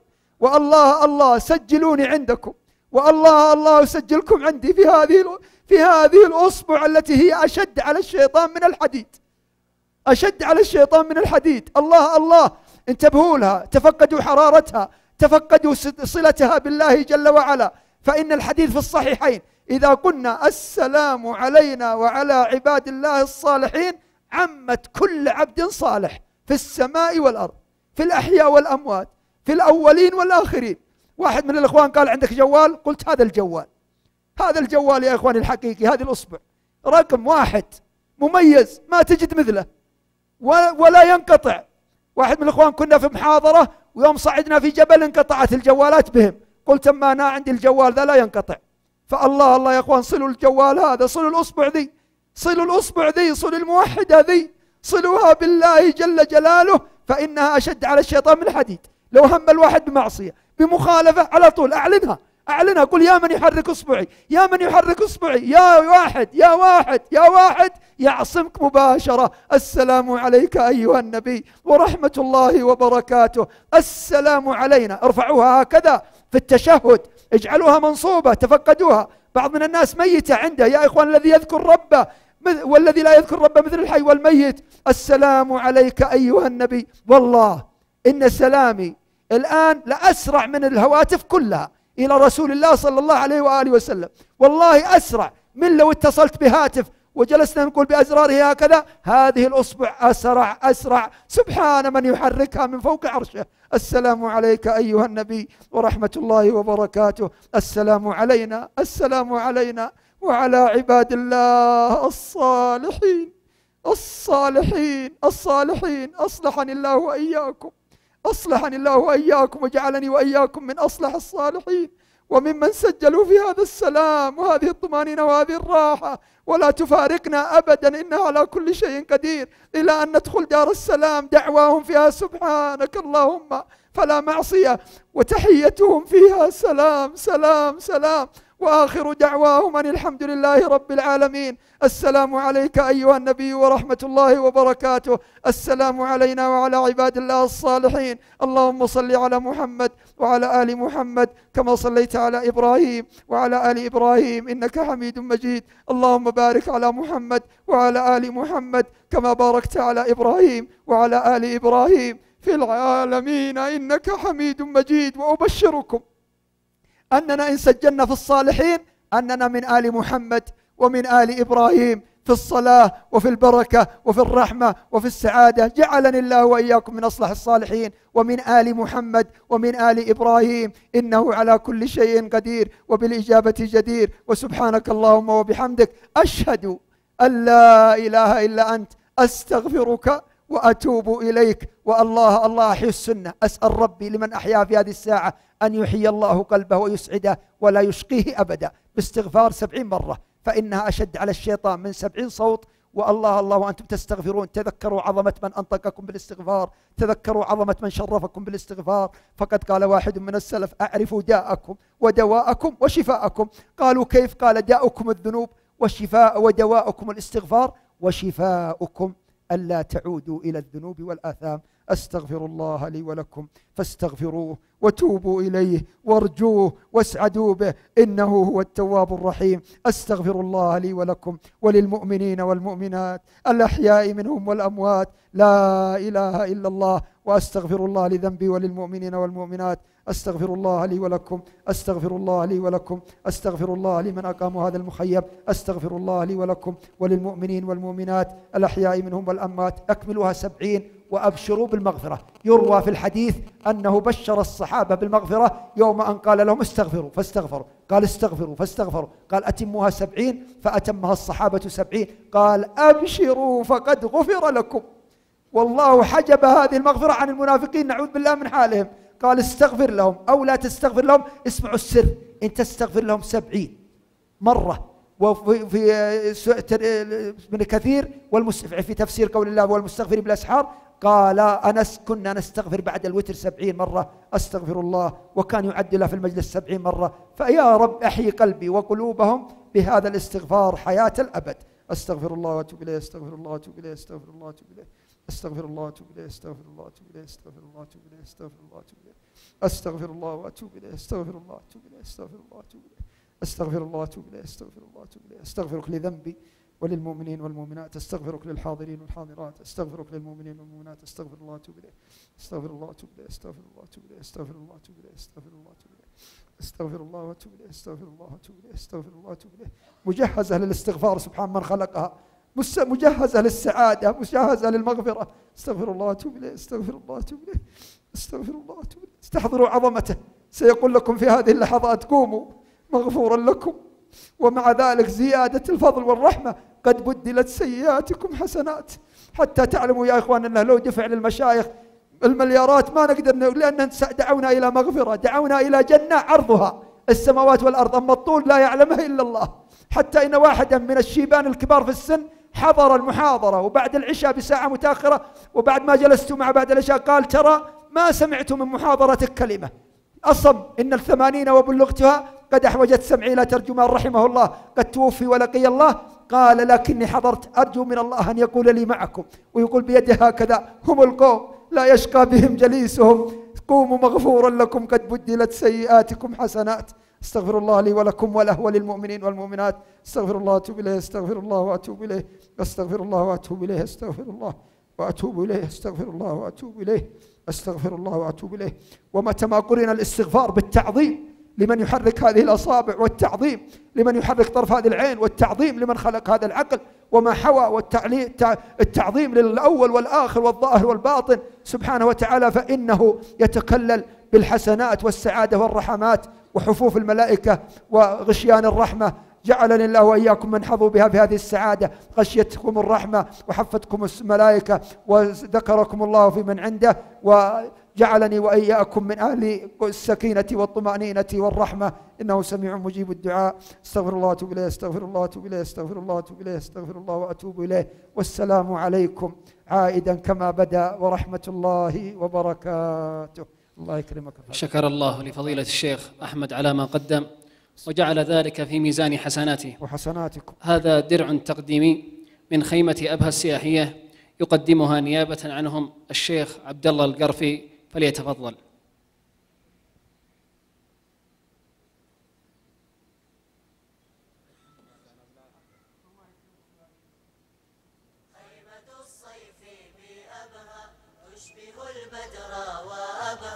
خيمة الصيف بأبها تشبه البدر وأبها، فإذا نادت أجبها فائز إن تقتربها، فإذا نادت أجبها فائز إن تقتربها. خيمة الصيف بأبها تشبه البدر وأبها، خيمة الصيف دعوية سياحية دعوية حيوية نوعية، سياحية دعوية حيوية نوعية. خيمة أبها الدعوية تدعوكم كل عشية بمناشطها الحيوية وبرامجها النوعية. خيمة أبها الدعوية تدعوكم كل عشية بمناشطها الحيوية وبرامجها النوعية. هي للأسرة كالشمعة تجمعكم أجمل جمعة، يا من ترجون المتعة ببرامج إسلامية جمعت بين الإمتاع وجميل حديث الداعي واللهو بغير ضياع ومعارض إبداعية جمعت بين الإمتاع وجميل حديث الداعي واللهو بغير ضياع ومعارض إبداعية أبهى الدعوية خيمة أبهى الدعوية تدعوكم كل عشية بمناشطها الحيوية وبرامجها النوعية خيمة أبهى الدعوية تدعوكم